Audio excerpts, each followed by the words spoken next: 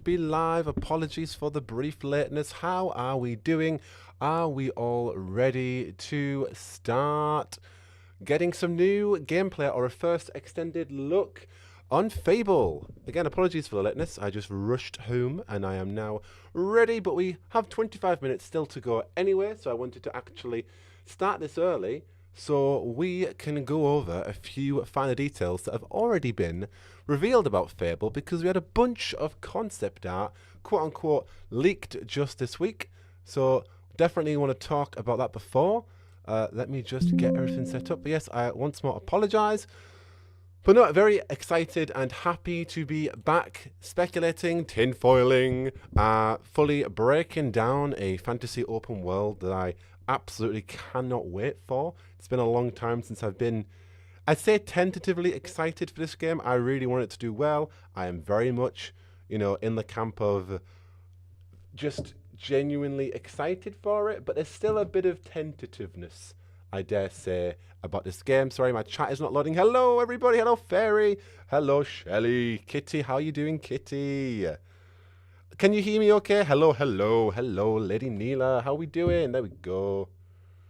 Are we okay? Can you hear me? Hello, Fairy. Hello, hello. And I don't know if we'll get a release date. Hello, Azura, how you doing? I don't know if we'll get a release date today. People have been saying maybe GTA 6 with the sheer velocity of that game coming out. Maybe Fable want to play it a bit coy and wait a bit further, and maybe this will just be a really good digestible look at an next Fable, and they'll save the release date for more marketing if this game is indeed coming out this year. Hello, short angry demon Lucy. Hello, Lucy. Looks so comfy, thank you. Yes, very warm. I probably will take this off later on because it will be quite warm, but it's freezing in England in winter, so no. Apologies, I'm looking down. I had to get chat on my phone. I'll try and get chat on OBS, but I literally just ran from work, so I am just catching everything up. So apologies. But no, what do you folks want to see tonight? Do you want to see gameplay? Hopefully we'll see gameplay. Are you expecting a release date? Also, what are your expectations currently for Fable? Be honest, be authentic. What do you genuinely want for this game? Versus the actual reality of the development it's gone through, a different studio, and whatever other thoughts that you may have on it. We've only seen a bit so far, so it's hard to gauge what. So I really hope that today I get something that kind of confirms or just gives me a bit more that I can latch onto, that allows me to understand what this is. Because we've had glimpses of a female protagonist. We can see mounted combat to some degree. There's a conversation on the open world. There is conversations about the tone. So yeah, what do you guys expect? And while we do that, we will go over. Oh, I did not mean to do that. We will go over the new concept art that has quote unquote leaked. I do not want to leak my Discord here, but I just did. No. Leak the Discord.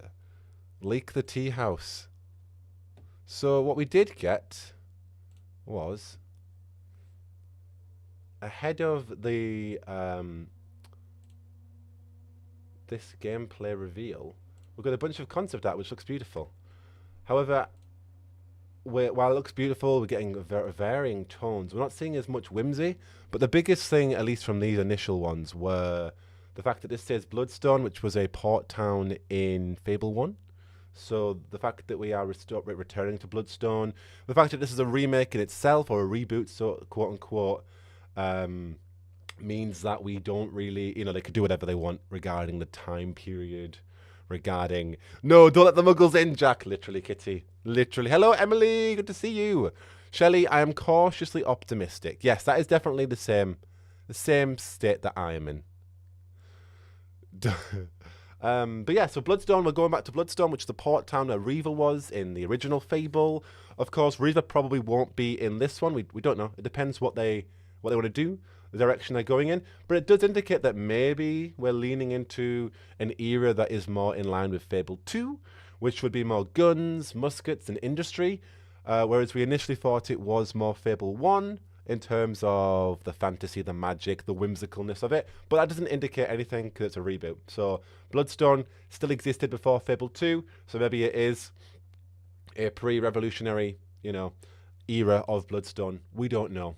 Also, could we see Reaver's origin story? Again, they could do whatever they want this time. Reaver doesn't need to exist. They might, they can be telling a completely different story. Ultimately, though, you don't go to Bloodstone accidentally. You go there with intent. It's a criminal town known for smugglers and pirates. So why our hero is going here is a good question. Lady Neela, I have loved Fable since I was a kid, playing the lost chapters on my original Xbox. Hell yeah. So I'm excited that it's coming back, but I am cautiously optimistic about it. Is it nostalgia? Maybe. No, I agree. For me, it's like replaying Fable, that capturing that feeling. I've described Fable in my own kind of sense of for me, it was the first time where I, quite metaphysically, or whatever the word is, leapt over a fence and was able to give a quote-unquote world to explore. At my tender young age when that game came out, it was a world where you have those choices and consequences, and you're feeling that sense of freedom is what I'm aiming to say there. It was a world that made me realize why I like RPGs, basically. The entire customizable aspect of your choices actually have consequences. If you become a devil by causing so many bad actions, getting married to a bunch of NPCs, mortgages, rent, housing prices, to, the dynamics of the combat, the arcadey nature of it, and the complete whimsical Britishness of it that I actually freaking love. I don't know why my wallpaper has suddenly changed, but we have that. But yes, we have 18 minutes to go. So that was some of the concept art that was revealed early. We then go into a dungeon where we face a Balverine. I think what I'm getting for these images, though, is we're not seeing the character's face frontally. We're seeing them from the back, almost as if it's like a pilgrimage. Also showing the sense of scale in the world, or in terms of the hero. Pardon me. They're always so small in these massive, huge environments, which kind of paints a picture of our role in this. This is my favorite one that I need to change to my wallpaper, because it reminds me of the initial Fable reveal where we had that fairy hovering in, and you've just got this. This is like more whimsical in that regard, where you've got the very blue, colourful, luminescent flowers.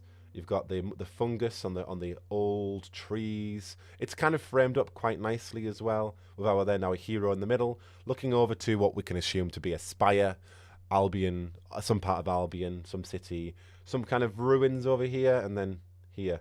So I love that. Shrooms, exactly, Kitty. Kitty says, let me kick chickens and I'll be happy. Hell yes. Fortunately, that has been confirmed. So that is definitely going to be the case. And then, yeah, we get into a darker aesthetic, which is definitely quite new for Fable. You're getting, not completely new, but, this is quite dark fantasy. If you told me this was Fable, I would have been surprised, which I like. I like the tonal shift. I like what it represents. It represents something quite altogether. I love dark fantasy as a whole. While I like Fable because it's whimsical and British and silly, it doesn't mean you can't have those dark, gringy parts of it that tell the real stories, which, what's going on with these bodies here, right? A Balverine den, sure. But then it kind of looks almost human-made to an extent. Maybe the Balverines came and taken over. I hope they still remove the hero muscles my little princess into was walking around as a groggy bodybuilder by the end. Bodies hanging in there? Oh, yes. Kitty, yes. And then horse riding, again. We did see this in the alpha gameplay demo. So we do know that horse riding, to some extent, is a feature. Which, again, opens a conversation up on this open world. On how big are we going this time? Are we sticking, Fable has never been known for its open worldness. It's more the hub worlds, or the worlds you can visit back and forth, where you've got a house and you can explore those kind of arenas to your own degree, whatever you want. Doing fetch quests, side quests. I was thinking about Inquisition there when I said hub worlds. No, but it's never been open world to that scale. So are we having that here? Also, sheep. Hello, bonsoir, mes amis. Bonsoir, mes amis. Mes amis. Sorry. Or moko. Or what I was saying today actually at work was it was chicken. What is chicken? More pussy? Oh, 1 second. Let me pause the Fable talk. What is my chicken in French? Mopule. Oh, my mother is trying to call me. Not now, Philippa. Mopule. There you go, Mopule. Feels like home. Anyway, yes, so horse riding to some extent. Now, this is apparently the hero's, according to the leaks, this is apparently the hero's home, titled so far Hamlet. And we see it here, happy, visual, fun. Not many people, lots of sheep, so as it is a village, it's quite quiet in terms of the human life, which maybe tells us something about our hero's backstory, potentially. Very quiet, sheep. Or maybe it's just the direction of the art. However, these are, active, so maybe there is some sense of life. But then we see it flooded. So, is this just a story? Is it representing choice and consequence? Or what's going on here? So, yeah, that's something exciting to find out. Again, more shots of this swamp-like place. It is apparently our hometown. Again, it's also concept art, so who knows? Who knows? And then, yeah, more, again, stable. What does it mean, though? How many horses can we customize them? To what extent is this open world? To what extent can we customize the horse? Also, though, where is our friendly companion? Where is our buddy? Our mutt? I'm guessing we'll see similarities from original Fable story. Definitely a good point, Talon. Yes, definitely. Yeah, like a massacre of a village for in that regard, or a sibling being murdered. Hopefully not. Yeah, definitely, for sure. Especially if this is... we don't know anything about like this being a new saga. They probably want to get the first one out first, but is it planned as a trilogy? Is this planned as the same hero? That's, again, nothing to do with Fable in the past, historically. But a lot of new gaming franchises, particularly RPGs, are doing that, like The Witcher, where they want to create a saga with Ciri. We've had Geralt, now we're going to have 3 games with 1 hero. Obviously Mass Effect. Or is it going to be, new hero, new game, completely different? Who knows what the direction is? Hopefully that has been a conversation. But yeah, we don't know what the direction will be. And then we get the beautiful architecture here. I don't know if this is still Hamlet. You've got, it doesn't look like it at all, does it? You've got, this very much swamp, deserted land. Then concept arts of a town, which is kind of in between these rocky mountains, which is cool. How much customization do we know so far? We don't know much, Talon. All we know is that there is a male protagonist too. Hopefully okay, that's something I'd like to see. I'd like to see the male protagonist as well. I'll just check this music. Yeah, hopefully we get to see them as well. That'd be brilliant. But yeah, all we know is Fable, historically, you customize your character by fashion. You can change their hair color, and they... kind of their customization changes depending on your consequences. So again, if you're mean, you'll grow devil horns. If you're really good, you get a literal, angel halo. So that's traditional. That's traditional Fable customization to whatever they're going to do, because it's a new studio, right? It's a new studio with a new RPG division. So they are. It depends. Like core indeed. It depends how much they are sticking to recreating Fable. Like, are they sticking... Because we can already see the design has changed with horse riding, for example. So, while that is the vision, we presume, we don't know how much they are sticking to that. But yeah, I would say... thinking with Fable 1 in mind, or the original Fable, Lost Chapters, is definitely a good way to go. Because it's a reboot. But then doing their own thing. And it's Playground. They have brilliant vehicle... maneuvering, brilliant vehicle gameplay. I'm a Fable noob, so I'm very intrigued and ask all the questions. Gloom Dusk. I personally want them to make Fable 1 canon, then retcon tons of Fable 2 and Fable 3. I get that, especially in hindsight. I grew up with Fable 2 being lately an amazing, fantastic game, and I really like it. However, it's nothing compared to Fable, the original Fable. It's just when I grew up, Fable 2 was the first I had played. However, then going back, and then Fable 3, I like parts of it, but yeah, there are many issues with Fable 3 from a gameplay point of view to changing so much. I like the whimsical, high fantasy parts of Fable, the OG. So I like that setting. I am less keen on the industrialization of it. I didn't mind. I love Fable 2, but still going in that direction. I'm like, I like the Heroes Guild story. I like being part of something. I like how it made you feel like you're a part of a family. And I liked going out, getting quests from them, and having that facility. I enjoyed that a lot. And seemingly, that's what I feel like this Fable is going in the direction with Humphrey, the retired hero who's had an apprentice who's gone rogue. There was an old building of the Heroes Guild crested on a sword, and him talking about the guild into some degree. So it seems like this might be like the reckoning or the new era or the new guild, and we might be at the center of that, but we don't know. But also, I didn't get any tea, so I apologize if my throat is a little dusty or whatever. I was in Canada for 2 weeks as well, so my the air, man, has it's done stuff to my skin, so dry, and my throat is still recovering. Man, a Jackdaw live stream brings up so many emotions. I keep tricking myself into thinking this is Dragon Age. No, I know. Maybe one day we will clown for Dragon Age 5. Maybe one day. High fantasy dry humor. Yes, Azura. Yeah, sorry, Azura. Yes, indeed. I hold the black star. Is that Azura? Is Azura the black star? We do have other concept arts. Other concept art pieces. Is it linked in this Reddit? No. Okay, we will. Oh, here we are. Here we are. So more we have. This is a continuation from the castle and the village. Lovely architecture. Again, I'm sucking up all of this dark architecture, but it is leaning more towards Fable 2. Victorian-esque. I would love to, I'll research in time the particular specificities of this art style and this architecture, but yeah, it looks beautiful. But you wouldn't think Fable initially, sorry, not originally.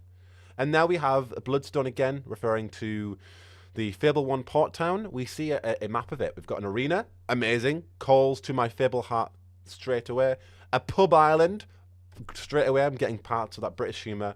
A place called Jacobs, or a character called Jacobs, and an artisan. So loving that initially already. Nobody bring up Dragon Age 5, I'll cry. The Star of Azura can be turned into the Black Star. Thank you, Talon. Yes, thank you. Barry's would sort that out, Jack. Just saying it would. I just don't have time. I put the kettle on, but I was like, no, I don't want to be even more late. I was thinking of you, Kitty. I saw your chats now, and I was like, nope.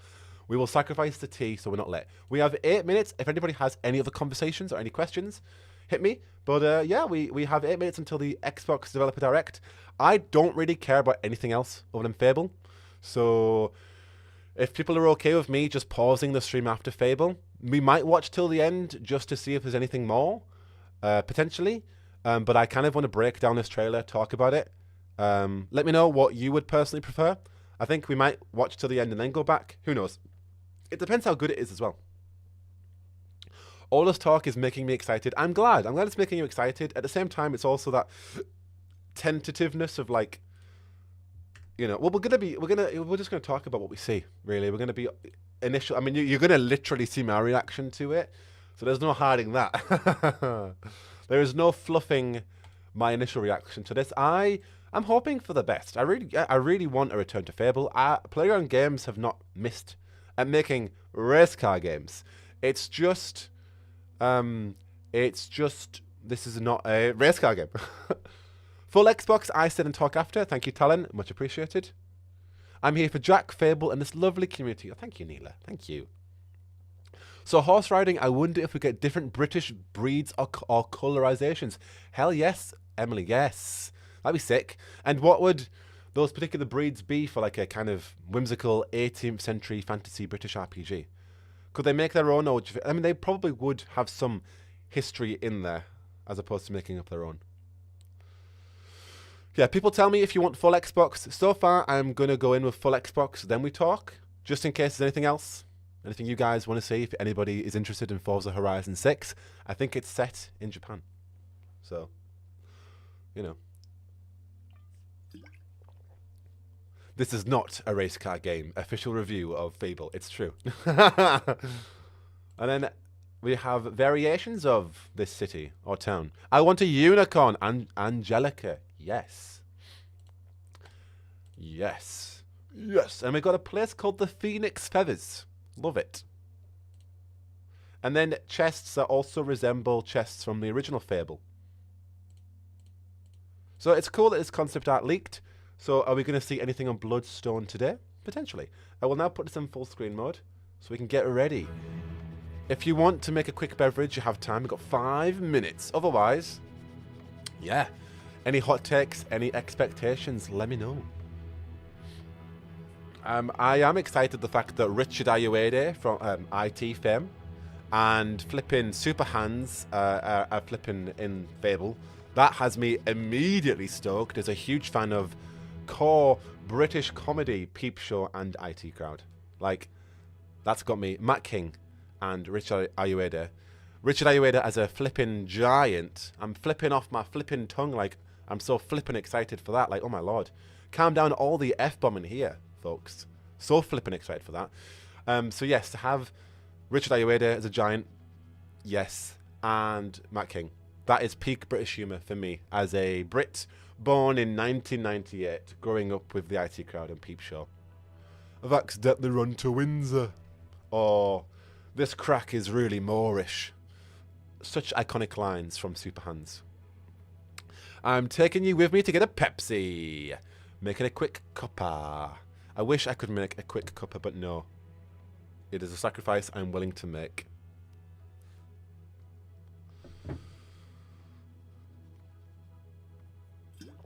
Although, that being said, I would love to hear Zoe Wanamaker's voice. I would love that. I think to hear that again, like how many years? 12 years after Fable 3. I know she was in the Connect game, but I didn't play the Connect game. But I would love to hear. Because her voice has like resonated with my childhood, man. When I think of my childhood, I think of Zoe Wanamaker's voice. Equally, not just from Fable 2, from Doctor Who, Season 1, Episode 2, and Season 2, Episode 1, New Earth. And I just think of her as Cassandra. But then also Fable. So, like, yeah, her voice speaks to me on a multifaceted level as Teresa and as Cassandra.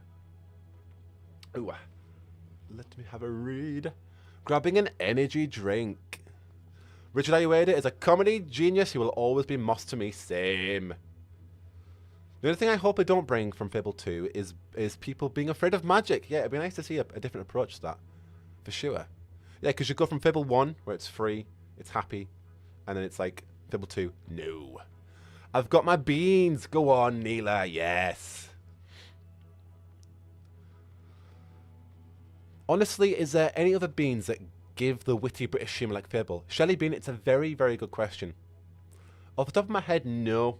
There are other games like there was that Atomfall that came out last year and it had funny peak British humour. And it was set in the Lake District, and it's kind of like Fable. Fallout in terms of being post-apocalyptic or nuclear or about bombs, basically.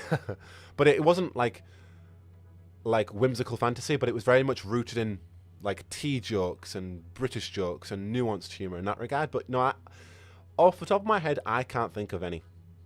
Maybe like, was We Happy Few quite happy clappy British? I can't remember. That's why it's so niche, right? Like, I don't know. I suppose also British humour also only appeals to a certain kind of population, Brits. But then again, I feel like our humour is ubiquitously known to be funny and brilliant. Like, I know, for example, lots of North Americans like British shows, period dramas. They're into a lot more royal family news than we are. I personally don't care about the royal family. But when I was over in the States or even Canada, like, I see loads of royal family magazines. I'm like, okay, we don't get that here in the UK, but they love that stuff. So, you know, I think there's a wide market that appeals to. Either way, we have a minute left. I'm going to turn this music up a bit more. I would rather the music be louder than my reaction, so let me know if I'm too loud or if the music is too much. But I'd rather the stream be louder. Jack, have you ever tried Buddy GG? I have not. It has beans in it. Heinz beans. Oh, well, I have to try it now. Oh. Right, I'm going to write it down. 30 seconds. Has everybody got their tea? Their beverage of choice?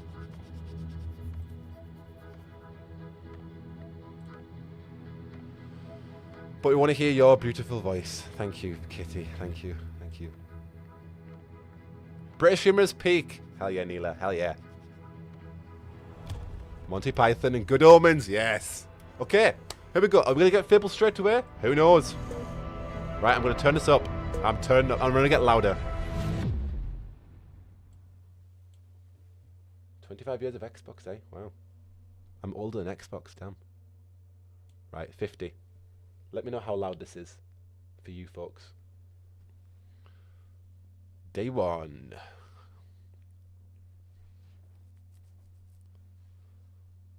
Okay, I get the memo. Let's get to the games.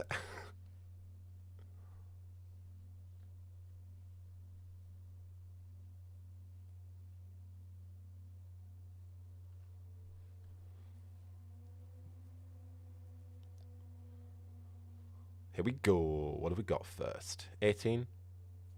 Lots of explicitness in this game. Forgive the ads. I apologize for the ads.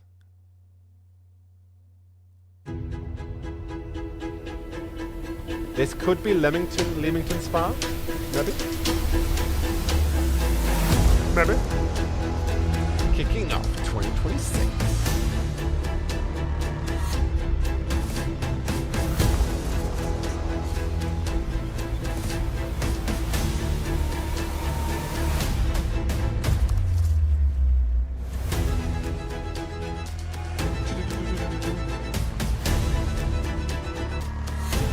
That was Fable.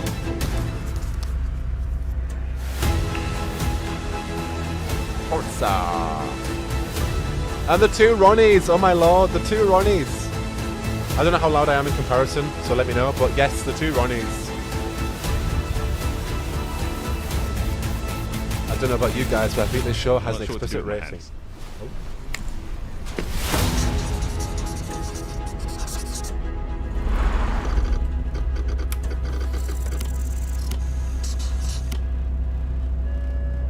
Game Freak. I haven't heard of Game Freak. Okay, Forza first. Okay. So lower the volume. At least we get that then. So we can know. You're perfect. I'm good. Okay, good. Okay, good. This is still Royal Leamington Spa. Somewhere in the south. Welcome to this world first look at Forza Horizon 6. Does anybody care about Forza? Design director for Forza Horizon, and I can't wait to show you what the teams at Playground Games and Turn 10 have been working on. And I'm Don Arceta, art director for Forza Horizon. What did Pokemon? Oh, thank you, Tally. The Horizon Festival is a celebration of beautiful cars, hit music, and breathtaking locations around the world. And now we're taking you to the place we've wanted to visit for a very long time. Japan. Japan. Beautiful. So they do environments. Really focuses on your journey. You don't start as a superstar of the festival or a racing champion or even a rookie. You'll start out as just a tourist in Japan.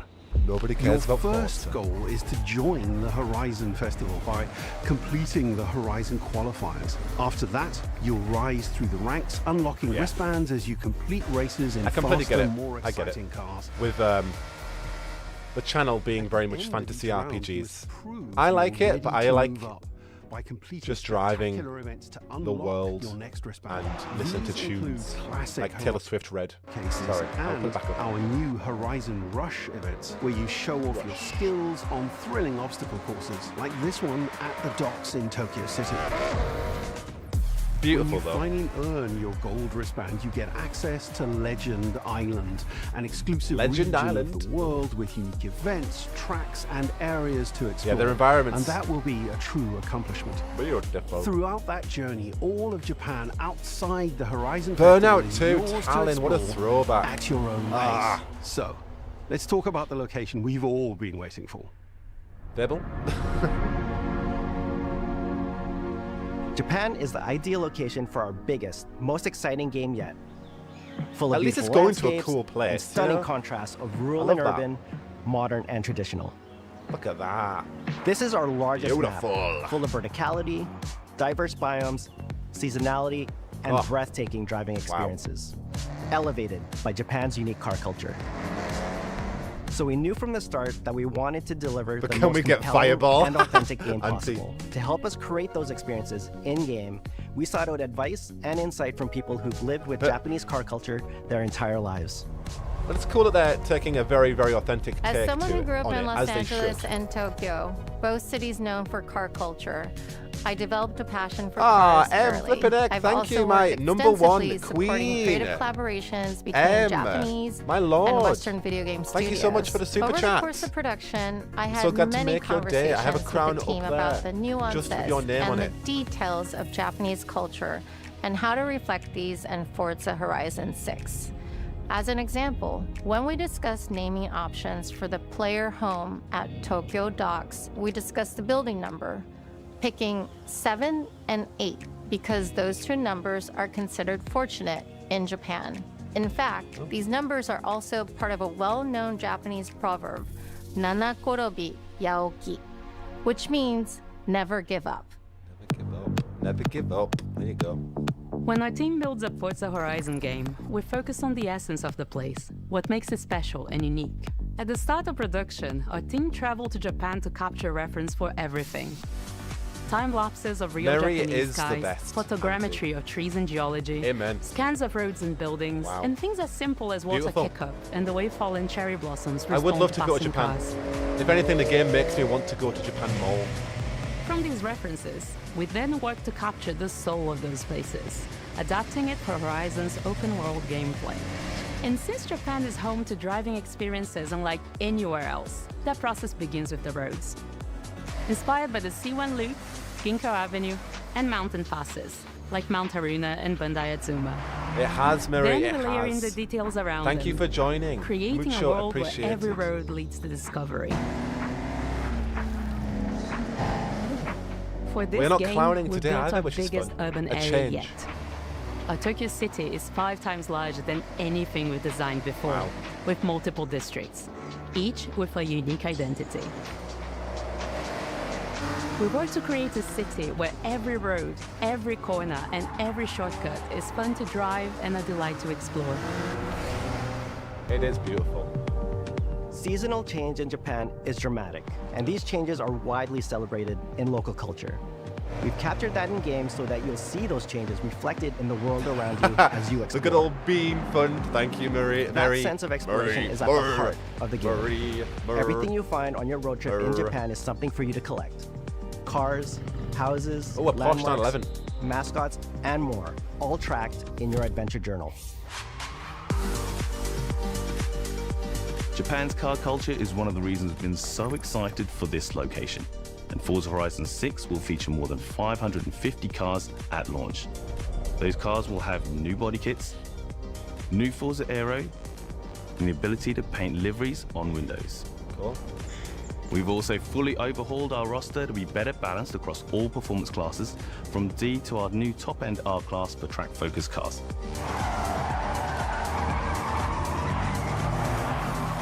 We've improved how each car is affected by the world. For example, with new cosmetic tyre wear, so each car responds authentically as you rack up the miles on those iconic Japanese roads. With more cars on day one than ever before, we've also created new ways to expand your car collection as you explore. Parked on driveways around the world, you'll encounter our new aftermarket cars. They're always bargains and include some extremely rare and unique cars to show off in your garage. Yeah, at least we're not just bringing 100 gigabytes classic for JDM to sure. life, but also showcasing some of the newest, most exciting cars in the world. And Forza Horizon 6 cover car is one of them. They are really fun games to play if you are a car fiend or you just want to GT drive is a about. race-derived road car that combines motorsport performance with road-going excellence. And even exploring Our the world is is the really ideal nice. place to experience the most modern iteration. For me, it's kind of like a game that you would racing's play when relentless you just pursuit kind of just want to of vibe. Japanese engineering. You just want to chill out, long day, vibe it out. Our cars sound put on better some than Taylor ever, Swift, with greater detail Not and think. remastered audio. do some All challenges. brought to life by new stunts. acoustic modeling technology, simulating the soundscape of the world. I want to know the soundtrack. They said they had tracks. What can I tune into?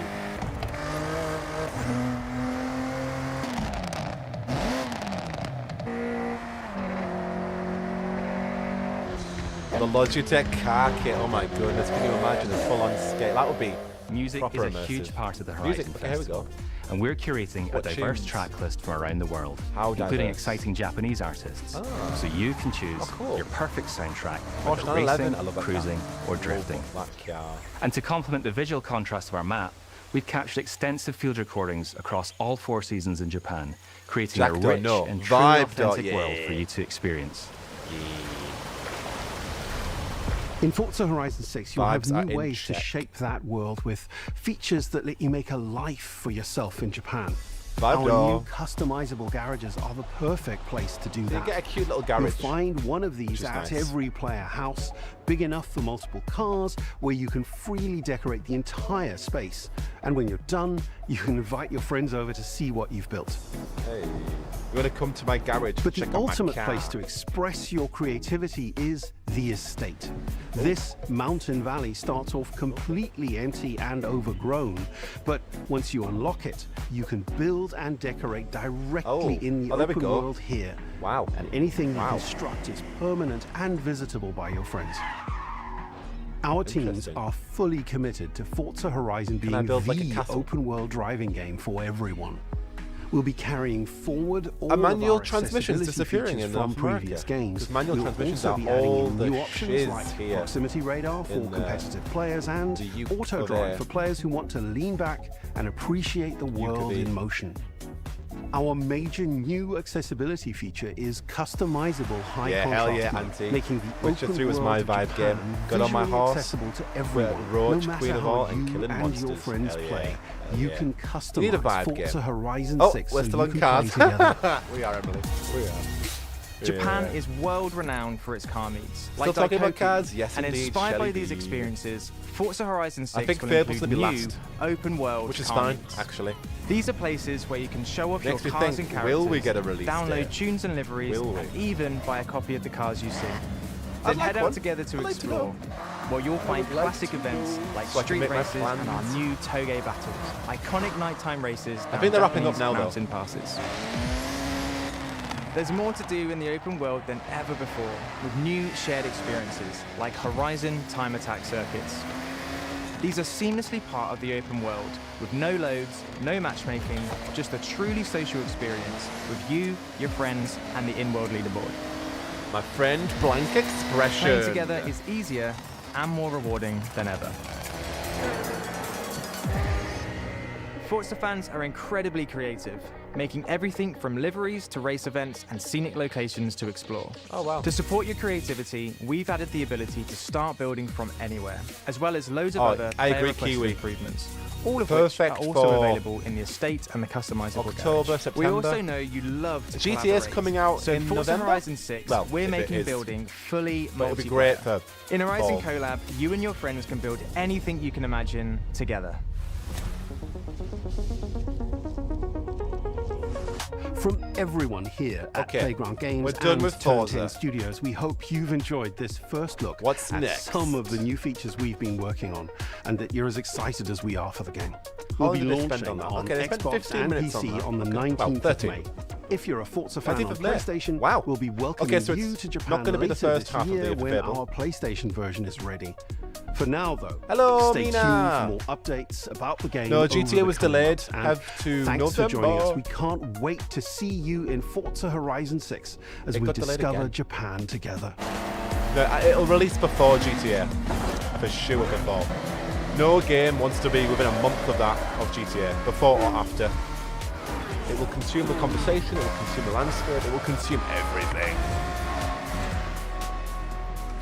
So I reckon October or September. This is out in May, so that at least speaks volume for their earnings calls for when they want Fable coming out. What are you? Whoa, who's this dude? Who are you? Is that a Transformer? Who was that? Anybody know who that dude was?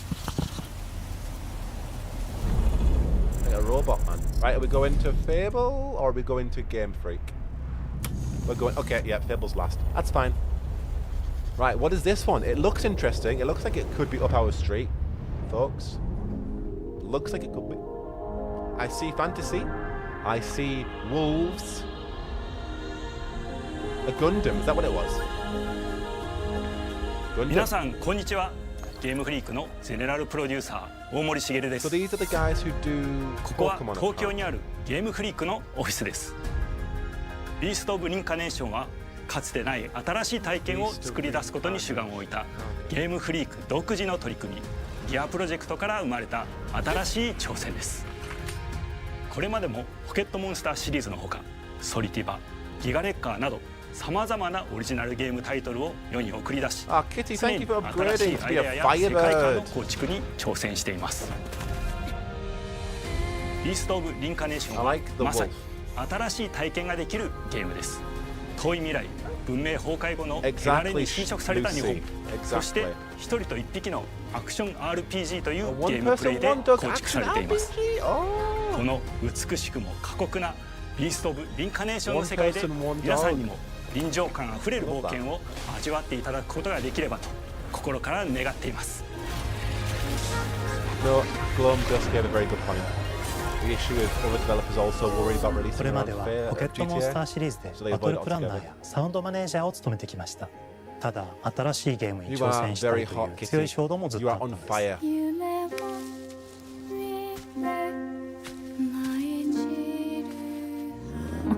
Also true, Glom does. GTA. It's going to consume the conversation as well, like every news. 最初は黙々とそのゲームである感 Not 覚 everything, を but you know what I 自 mean. 分の In 心に general, 問いかける lots こ of とから始めていま spheres した。 will be focused 世界観も on キャラクター GTA. もゲームデザインも決めずにただどんな感覚がいいんだろう News と探っていまし to た。 discourse to this そうしているうち to に selling of ぬ it くもり to 頼もしさ multiplayer and whatever そ they して do 寂 with し the さが入り future 混じったような感覚が最もしっくりきたんです。自分の心に反応しました。隔離された主人公エマとこの世界を一緒に旅していくぬくもりのある相棒クーもその過程で生まれました。古島からビースト・オブ・リンカネーションのコンセプトを聞いてとても興味を惹かれすぐに参加しようと心に決めました。長年ゲームフリークではポケットモンスターシリーズを通じて生き物やパートナーを描いてまいりました。しかし今回のプロジェクトでは過酷な世界の相棒と共に旅をするという体験を目指しています。汚れと呼ばれる寄生植物が蔓延している世界がかつての文明の廃棄を覆い尽くすほどまでに植物が生い茂った過酷な環境となっておりダイナミックな移動が要求されます。このような経緯で血を吐き自由に操ることのできる鶴のような神をエマの能力にすることになりプロトタイプも出来上がってきました。そしてそれがエマという人物のバックグラウンドキャラクターデザインを形作っていったんです。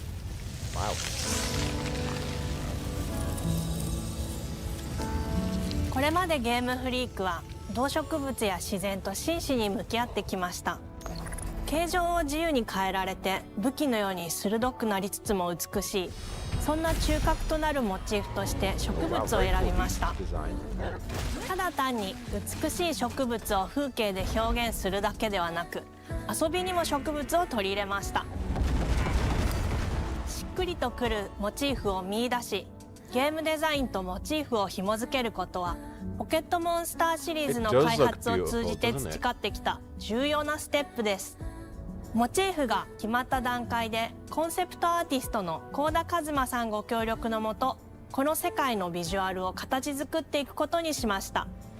エマとクーの姿を思い描いた時自然に支配される世界の舞台として日本がぴったりだと考えました。日本の昔から続く山々に囲まれた自然豊かな風景と SF が入り混じった世界をエマとクーが歩く姿を自然にイメージできました。さらに植物をモチーフとした重要な存在として植物と動物が融合した生物でもある腐植体も出来上がっていきました。腐植体のデザインは当時私が注目していたデジタルアーティストの森田裕樹さんにお願いすることにしました。世界の舞台を作ると同時にエマとクーの物語を作り上げていきました。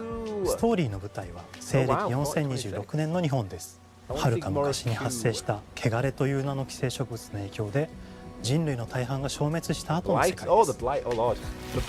エマは腐植体を借りその汚れを自分の体に封じ込めることができるという特別な能力を持っています。ただそれがゆえにエマを恐れられ、人々が住むコロニーから隔離され暮らしています。エマと彼女の相棒となるクーは日本の東の地で出会います。そのクーの目的がこのゲームの謎の一つでもあります。名前は何だ？クーだ。クーから目を離さない方がいい。Like mentioned 2026. Someone called the Grey Wardens. 封じ後エンバー、お前に輪廻の獣討伐の命を。No, don't eliminate Koo. 都に迫る輪廻の獣を討伐するにはエマとクーの力を強化していく必要があります。そのためにこの世界に存在する強力な腐食体主を討伐し、その力を取り込んでいくことになります。汚れを封じることができるエマにしかできない特別な役割です。腐食体はこの世界の負の対象であり、最も象徴的な存在です。汚れに寄生されて巨大化していった生物たちです。エマとクーが戦う強力な敵です。腐食体は汚れを吐き、その巨体で世界を蹂躙していきました。腐食体の中でもひときわ大きい主と呼ばれる存在は植物を操り、自身の支配地域に汚れの森を呼び出します。汚れの森に入ると周囲の環境がガラッと変わります。手強い腐食体が襲いかかり、プレイヤーの行く手を阻むのです。そしてこの世界にはゴーレムというもう一つの勢力があります。ゴーレムは過酷な世界を生き残るため、かつての人間が魂を機械の体に転送した姿です。2000年の間に凄まじい戦闘技術を身につけましたが、一方で魂は劣化してしまっていて暴走しています。Well, he could do it. We just never saw him do it, and all we got told was he can do it in a ritual, which was never shown on screen. So like, 様々な人物と出会います。長い旅をサポートするブラッド、カグラであったり、あとはクナイというエマと同じように腐食体を連れた剣士とも巡り合います。I never been called a Nordic grandpa before. I love it. エマとクーは同じく汚れの力を宿していて、互いにその力を影響させ合いながら戦います。例えばエマが敵の動きを見極め攻撃を受け流すと、クーに力がたまり開花技という強力な効果を持った技を発動できます。そして開花技を放てば、さらに次のアクションの選択肢に幅が広がります。例えばある開花技を使うと、エマは彼岸花の大輪を咲かせ、その大輪に跳躍して兜割りを行うことができます。また別の開花技を使えば敵を縛り、エマの強力な闘技を敵に叩き込むことができます。開花技の選択中は時間がスローになり、考える時間が生まれます。ターンベースの RPG コマンドのように考えることになります。スキルを磨くほどにエマとクーの連携は研ぎ澄まされていきます。互いに補い合う関係で2人は常につながっているんです。エマとクーにはそれぞれスキルツリーがあり、エマが行動すればクーに影響を与え、クーが行動すればエマに影響が与えられるようにしました。またエマとクーの親密度が上昇するにつれて装備できるスキルも多くなります。さまざまなスキルを組み合わせることで独自のプレイスタイルを作っていくことができるんです。さらにエマとクーを結びつける霊秘石やエマが受け流しを行った際に発動する刀の効果を重ねていくことなどで、より奥深い戦闘ができるようになっています。遠距離だけで戦う人もいれば、This game was called Beast of Reincarnation, I だけで believe. 戦う人もいますし、常にエマで戦闘を仕掛ける人もいれば、クーを先行させて戦わせる人もいます。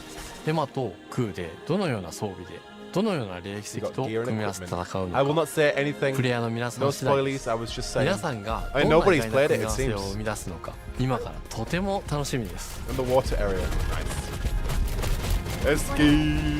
るか昔に汚れに追い尽くされた美しくも過酷な新たな世界。企画構想から6年間、私たちはこの世界に数えきれない秘密や奥深い魅力を散りばめることに全力を注いできました。す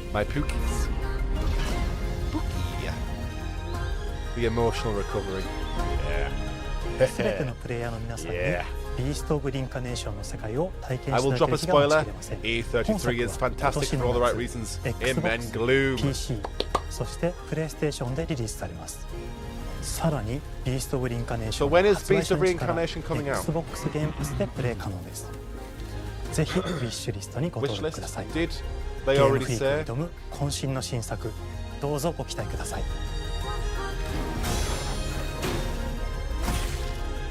It's magical water now. Indeed. Emotional damage. Wolf Howl. Okay, is it Fable next? So no release date. Oh yeah, no, summer. Okay. Wish this now, but it's coming out in the summer. Which makes what? So you got that's coming out in spring. That's coming out in summer.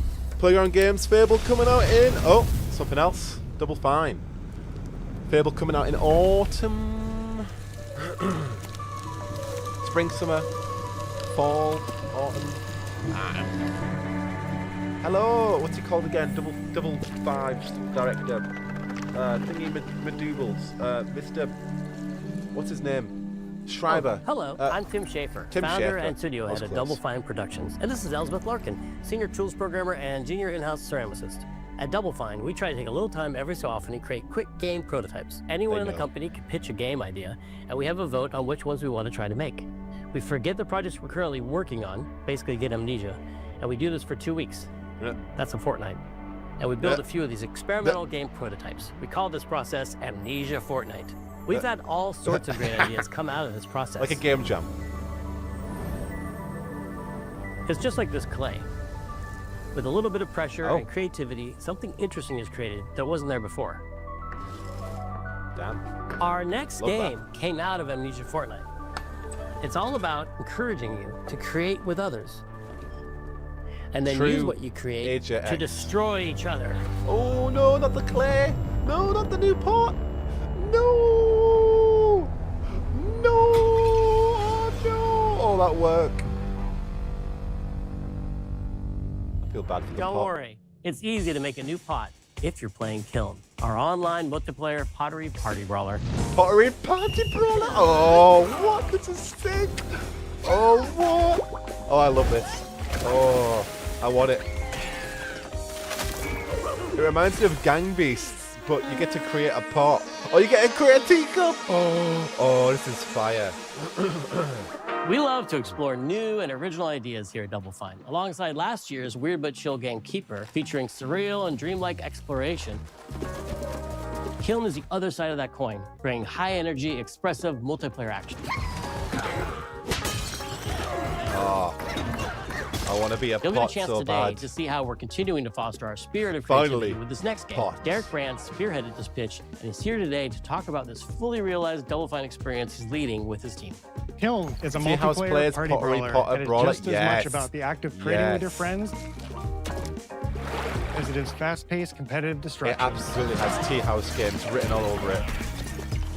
A teacup of Yorkshire tea in We it, built this game to absolutely. respond to your creative design choices, Oh, as well look as at your relentless cruelty to anthropomorphized clay pots. I just want to spend all day making clay, man. I've Alexander, spent my my pot career boy. as a concept artist, focused on coming up with unique characters and environments at Double Fine. But I also play a lot of action titles, which got me wondering, what would a game look Wicked like that Brawl included as not Yorkshire. just the cathartic element of destruction and action, Yes, but it's the on. equally cathartic act of creation I was familiar is with as an on. artist. I stumbled on the answer one day. What better solution than a pottery wheel? We wanted to give players the ability to create characters out of any shape and to make sure that what you make has a charming, animated personality. You start off as a little helpless, naked spirit. You're not capable of much in this state. Thankfully, you are capable of manipulating clay. Shelley, and a join the pottery tea wheel house. is the perfect place for the creation of a We new can body. play pot brawler. And when it comes time for destruction, those shapes needed to translate into capable fighters. Pots that can compete Jack in is so challenges excited. in a way that only pots can. I forgot why I was here. Our game Fable mode, what? Quench, brings all of that together in a 4v4 combat party atmosphere. I am quenched. I can tell you that. You and your friends actually not. need My to balance throat's your pot's really shape dry. and abilities with its capacity for carrying water into enemy territory. Here, you'll navigate through the environment with your team's unique creations. My Avoid or destroy claymation incoming dream. enemy warriors. Amen. And of course, fill your pot up with Drink water all the tea, Mina. to ultimately douse Drink the it. enemy's kiln and win the game. Got him once. 40 Now keep cups at of tea. Just made was now my body. What can I, as a vase, do? What could I do? I could roll. I could have liquid inside of me, but not like that. Every pot and kiln Like, needs to have a core set of moves I fit could for a hold warrior. it in my hands. To run, jump, Oh. attack, and roll. They also must have moves fit for a pot to fill up with water and then splash that water out. Each shape has its own unique way of performing these moves. And because your shape matters, the animation team has taken on the challenge of bringing those different pot shapes to life in surprising ways. In addition to these core moves, each shape also has its own special attack, which we push to be the most fun and over-the-top moments in the game. Cups popping popcorn, I think that is rocks. I believe balls turning into Conga swords, eel is rocks. jugs blaring like megaphones, plates flinging pies. Wow. Everyone's shape is doing something different and exciting.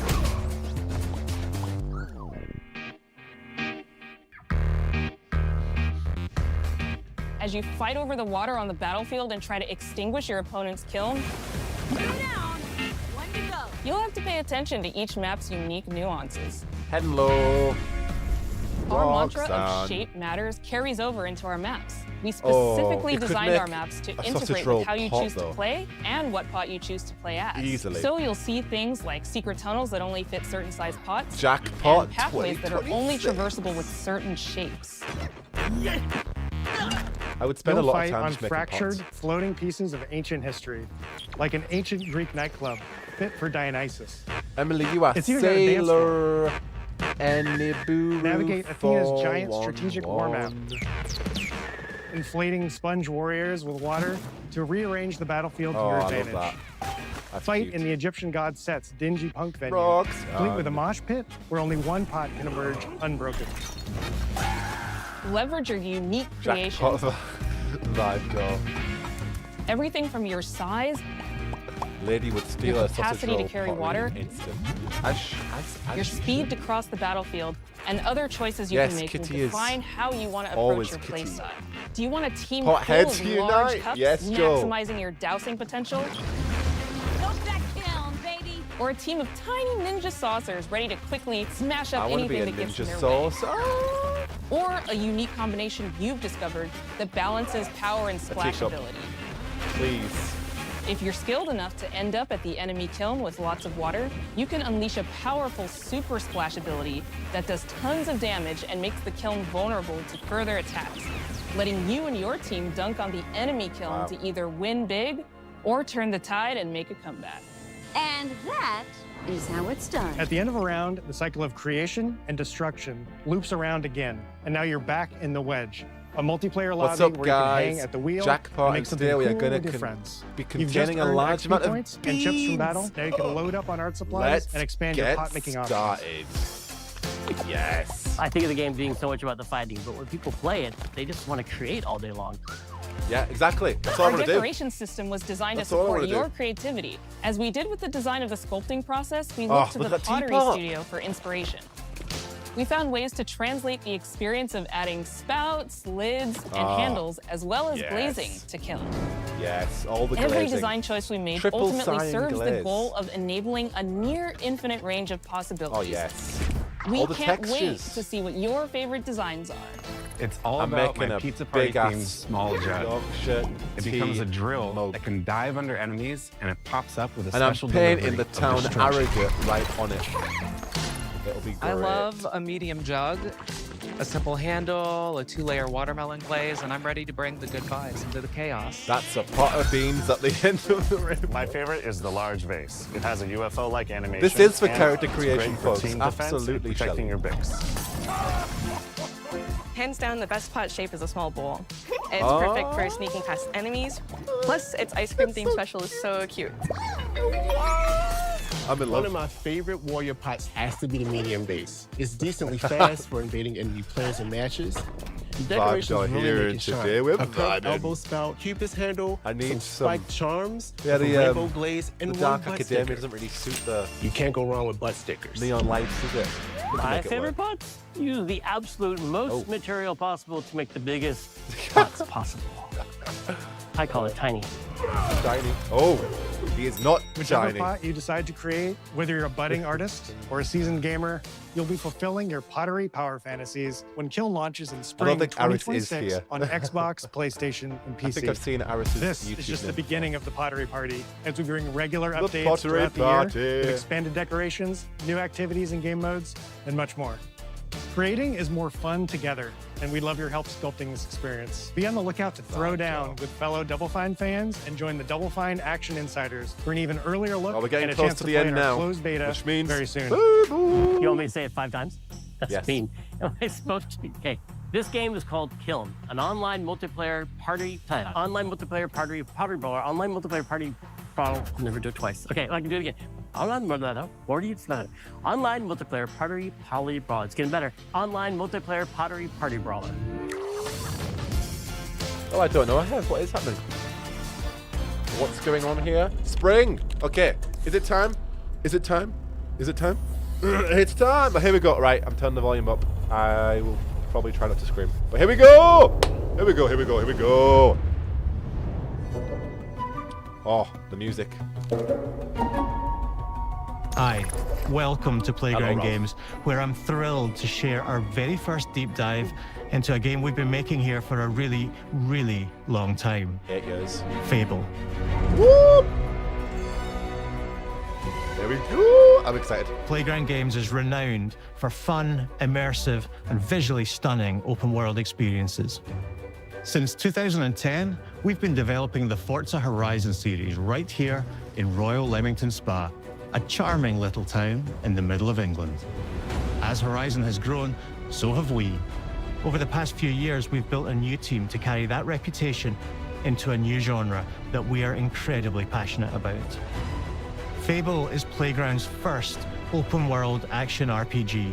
And we couldn't be more proud to be carrying on the work of the legendary Lionhead Studios, the original creators of the franchise. And although our game is a new beginning, I think what we're making is really faithful to the spirit of the classic Lionhead trilogy that we all love. Okay, here we go. At the heart of our game is a simple, recurring question. What does it mean to you to be a hero? Our game is about choices and their consequences. It's packed with action, drama, British humour, moral dilemmas, and quite a few chickens. Yes! All of this combines in a fairy tale which could only be Fable. I'm in the music already. In classic Fable fashion, you begin the game as a child, growing up in the sleepy rural village of Briar Hill.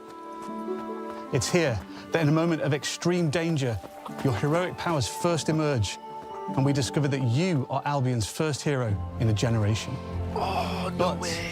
Not long afterwards, disaster strikes, and the people of your village, including your beloved grandma, are turned to stone by a mysterious stranger. Suddenly alone in the world, you'll set off on an adventure which will change Albion forever. Venturing out into the world is a huge moment because this is Albion like you've never seen it before. Idyllic rolling hills, magical forests, bustling villages, sleepy hamlets, oversized vegetable patches, and stunning vistas. And because our Albion is truly open world, for the first time, you'll be able to explore this rich and detailed world seamlessly, with the freedom to go where you want from early in the game. Wow. We can't wait to welcome you back to Albion's iconic capital city, Bowerstone. Home to Fairfax Castle, the old clock tower, and the legendary Heroes Guild. It's a huge city, full of contrasts. Rich and poor, nobles and commoners, royalty and criminals. You'll spend plenty of time here during the game as you discover the secrets of the Heroes Guild and its reclusive guildmaster, Humphrey the Golden. In the north of Albion, you'll find mountains, craggy coastlines, spooky marshes, and the bleak, windswept city of Bloodstone. Here, you'll meet the leaders of two rival gangs, vying for power, and uncover the secrets of the sinister but extremely well-organized Cult of Shadows. Our Albion is beautiful, handcrafted, and richly detailed. Horseback riding. In Albion, heroes are special, different. They're stronger than regular people. They're more skillful, more charismatic. More importantly, they're those rare humans who can harness and use magic in the world around them. They have the power to do what they want. And so do you. In our game, we want you to play as the hero you want to be. And that starts with being able to choose how your hero character looks. So, in Fable, you'll be able to pick from a range of different character heads and customize your clothing, hair, skin tone, tattoos, and scars. So the hero you play represents you. Yes. But as well as your appearance, you can be the hero you want to be through the way you play, through the skills and abilities you learn, and through the weapons you use. Just like the classic trilogy, heroes in our game fight with a combination of strength, skill, and will.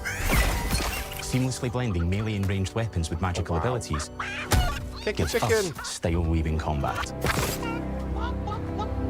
Allowing you to show off your personal playstyle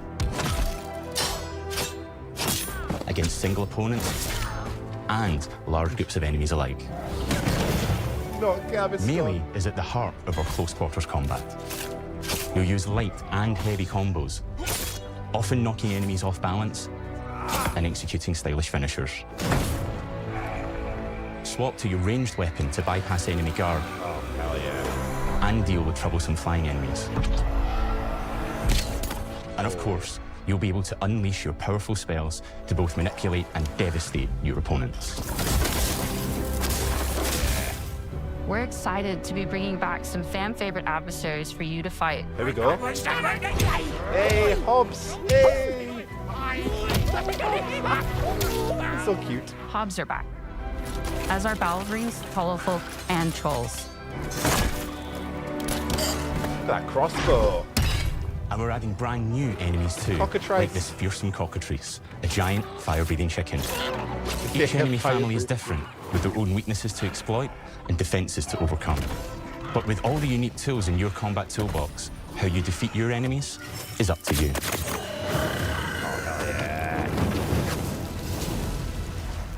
I'm excited. But there's more to being a hero in Albion than fighting, so much more. When we talk to people about their favorite memories of the original games, so many of their stories were about the stuff you can do when you weren't just being a hero. Yes, the normal, everyday stuff which happened when you interacted with the people of Albion. For me, what I remember most vividly are the inhabitants of Albion and the things you can do with them, or to them. The crazy thing about the classic Fable games was that in the middle of a sprawling RPG was almost a complete other game where you could just mess around with the villagers and townsfolk. And we've built that same experience in the middle of our game, too. Buying a house, getting a job, making some money. Yes. Romancing a villager, getting married, having kids. Yes. Fancy a date. Perfect. You can get to know me better. She'd live a Pudlian. Buying another house. Buying every house in Albion. Yes. Yes. Buying every business in Albion. That's what getting we want. rich. Marrying a bunch more people, having a bunch more kids, probably getting divorced along the way for good measure. And this game within a game is unique to Fable. It's systemic, interconnected, and you see the ripple effects of the things you do everywhere you go. And all of this revolves around the people who live in Albion, who we call the living population. There are more than 1,000 of them, and every single one is unique. Each of them has a name, a role, a daily routine, and their own personality. You could follow any one of them for a day and just watch them live their life. They'll get up, go to work, spend some leisure time on hobbies, then go home to bed. That's all I But want. what's even cooler in is real that you life. can talk to every single one of them in fully voiced conversations and interact with them in loads of different ways. Maybe the job they go to is working for you because you hired them to work in one of your businesses. Hey, you. Working hard? How can I help you, boss? Oh. Maybe was the her bed voice. they sleep in is in a house you own because you're the landlord. Or maybe their bed is on the street because you evicted them. All right? Oh, it's you. You're awful. And all of the stuff you do affects what they think of you. You're a legend. Because everything you do builds your reputation. Very impressive. Now that's an hero right there. Morality has always been super important to Fable. That tension between good and evil underpinned all of the original games. Absolutely. And morality is central to our game too. Yes. But we have a slightly different take on it. Kick it. Chicken chaser! Is that how you For get us, titles? morality isn't black and white. There are lots of grey areas. And importantly, morality is subjective. No two people see things exactly the same way. That's true. And that's how it works in our game too. Everything you do earns you a reputation. And every person in Albion will have a different reaction to you as a result. Hello there. Look at the fashion. Yeah, Look we at his get outfit. it. You're rich. They'll remember things you did directly to them. Amazing. They'll love you or hate you for the choices you make. And they will always tell you why. Although, usually from a safe distance. Our game will never judge you, but the people of Albion will, loudly. Imbecile. Your reputation is created by the choices you make, and you are going to make a lot of them. Big choices, little choices, moral choices, and some choices that will actually change the landscape of Albion for the rest of your game. Okay. We call this idea, your choices change the world. Let's give you an example. Early in the game, you'll meet a character named Dave, an egotistical gardener in a rural village who discovers a magical grow formula. He accidentally turns himself into a giant and becomes a big problem. It'll be your job to deal with him, and ultimately it will be your choice whether to kill him or to spare him. If you kill him, his giant corpse will lie on the farmland just outside of town for the rest of the game. And that is going to affect house prices. It will also affect what a lot of the villagers think about you. Especially Dave's sister. In Fable, the choices you make will define you. What does being a hero mean to you? Look at that cover. Oh my lord. Oh my At lord. Playground Games, we've built a pedigree for beautiful, immersive, open-world experiences. Yes, they've typically involved sports cars, but this is a passion project for all of us here. Oh yeah. Every member of this team, which we've built from scratch, has two key things in common: a deep love for the franchise and a burning desire to bring it back. We're making this for Fable fans just like us, but also to introduce Fable to gamers who've never played the series before. There you go. It's been great to finally tell you a little about the game we're making. There'll be much more to share as we get closer to our launch. Which is? I'm excited to tell you today that Fable is coming to Xbox, PC, and PlayStation in autumn 2026. Awesome. Okay. All right. From all of us here. Thanks for watching. We guessed it. Oh, look at that cover. Oh, right. Thoughts. I am freaking sold. I can see the chat going off. Give me all your thoughts. I think there was a literal romance button. I think that's everything. Turn this through now. Yes. Autumn. Here we go. It cannot come sooner enough. I am freaking so excited. It looks like everything we've wanted, which has been, you know, recreating the original Fable, but with a modern, a modern lens. The only thing that had me initially hesitated was the open world aspect, but I mean, seeing all that work together seamlessly, it looks so good. So it has definitely calmed down the initial worries I had actually seeing it and then going into the specific detail. Like, yeah, thoughts. Cautious optimistic is gone full hype, screaming, buzzing, let's go. I'm so stoked. It looks lovely, but combat seems a bit floaty. But the one with the Hobbs was good, so hoping for the best, be prepared for the worst. Holy fork, that Fable was a lot to deliver. Oh, I need more character customization. Yeah, I know there was a lot of people had a lot of issues of how the lead female character looked. The fact that you can create your own completely alleviates that. I would like to see more of that because they did say they have set level of heads that you get to choose between, or faces. So I would like to see which faces I can choose in particular. Let me see if I can get it on YouTube as well so I can go through it. But I mean, I'm going to be creating probably a guy first, and the guy looked great. initially. The fashion looks fantastic. I'm obsessed with how the fashion looks. So let me refresh.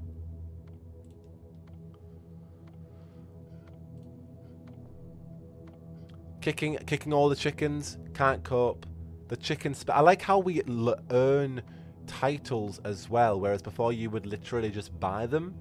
It looks. I like the fact that you earn them and people call you them based on your reputation. Is so much more organic. I love that. I want to play it now. I'm glad you are convinced, Emily. This was definitely a game that I was like, you know, maybe you'll like it, maybe you won't. So I'm glad that you are convinced. I just want to see more immediately. The fashion was amazing. Literally hopeful about it. Yeah, I think definitely that load has been lifted. I think within like the first like minute. I want to know how our appearance changes of morality. So yeah, again, because they are literally going back to the OG and just recreating stuff, it has been to do with choices and consequences. So maybe it is more, you know, when you don't do a certain thing, or when you are too good, you'll get an angel. When you are too bad, but yeah, it sounds like we have more freedom in terms of how we shape our hero. The fact that we start as a kid as well is such a iconic Fable thing that I think they missed in Fable 3.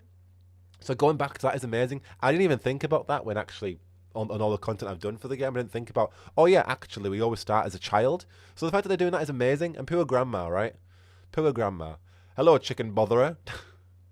Fashion has always looked awesome in the Fable games. It has, so it's great to see the fact that they have fully embraced that. I laughed a lot with the combat on the goblins like creatures. Can I play on PC? They did say Game Pass on PC and Xbox on day one. That was... I don't know if it said PS, though. Good morning from Australia, brother. I was honestly extremely on the fence about Fable, but now that I've actually genuinely seen this, I'm actually really looking forward to it. Hell yes, Valininus.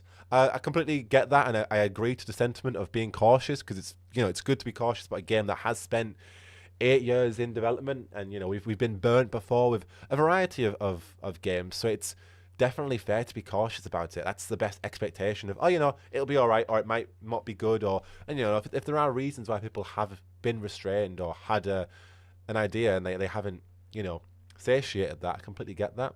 And you know, 8 years is a long time, it sounds like, but a lot of that comes down to this being a brand new team and a brand new studio creating a brand new game.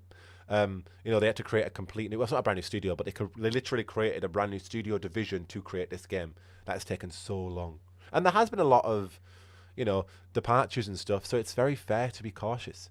Only thing I did want was more British actors. I would like to see more of that, but again, you know, they've only shown us so much. The fact that we have an indicator of a release is amazing. Let's go on Steam. Let's check it out. Fable. Has anything changed on Steam? It's changing. It's changing. Not all yet, but it's changing. Oh, here we go. Oh, we got new images. Look at the cockatrice. And you got the male protagonist there. You got her. Like, she looks better already in terms of just the... I mean, I'm looking at the hair textures. You know, I'm very much a character creator kind of guy. Look at the hobs. They look so cute. I was laughing at them because they're so cute and they're talking to each other and they hit each other. And I'm like, I don't want to hurt them. Where is Charles Dance, voicing a crazed pond dweller chasing geese through the forest? That's a good question. It's a good question. It's on all 3 platforms, day one, which I'm thankful for because I don't have an Xbox. I have a PC, but PlayStation is where I am at. Your office, begin collecting Albion aspects, leading... Oh, absolutely, I'll be collecting Albion aspects that definitely relate to my office. Gonna add on Steam. Jack Dowie, come back to the tea house after the stream ends. Yes, Mina, yes. Oh, there's not much on Steam until just now. Okay, what else we got? Oh, look at Bowerstone. And recreating Bowerstone as well. And being the first hero. Or they did say the first hero, didn't they? But then there's the fact that we're going to have other heroes alongside us with Matt King's character, Humphrey, as the... Is he in Fairfax Manor or is he just the Heroes Guild owner? I forget. Look at that. Oh, I mean, come on. That is me to a T. I love that. The fashion. The lighting is freaking beautiful. Oh, I mean, it's so picturesque. It's going to be one of the most beautiful games we've played, right? Surely. They said the first hero in a generation. Thank you, Lady Neela. Thank you. The first hero in a generation. So heroes may have existed before. Who knows? Not Matt Berry. Matt King. Sorry, Roxanne. Yeah, how bad or how good will it run on PC? That is obviously definitely a concern. Or something to consider. I mean, how well does Forza run on PC? I need to see the gameplay again. Become the hero you want to be in an immersive open-world RPG where each choice shapes your journey. Reputation is everything, and fairy tale endings are never guaranteed. Ooh.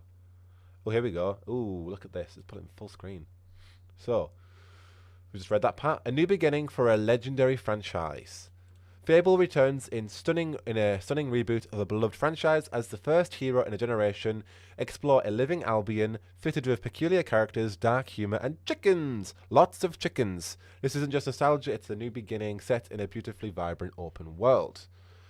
Customize your hero's appearance and wield powerful weapons as you weave melee, ranged, and magical combat. Click on bandits, beasts, and creatures, including brand new enemies and fan favorites like hobs, balverines, and trolls. Your powers grow right alongside your reputation. Build an extraordinary life. Beyond all the combat lies a living world where you can carve your own identity.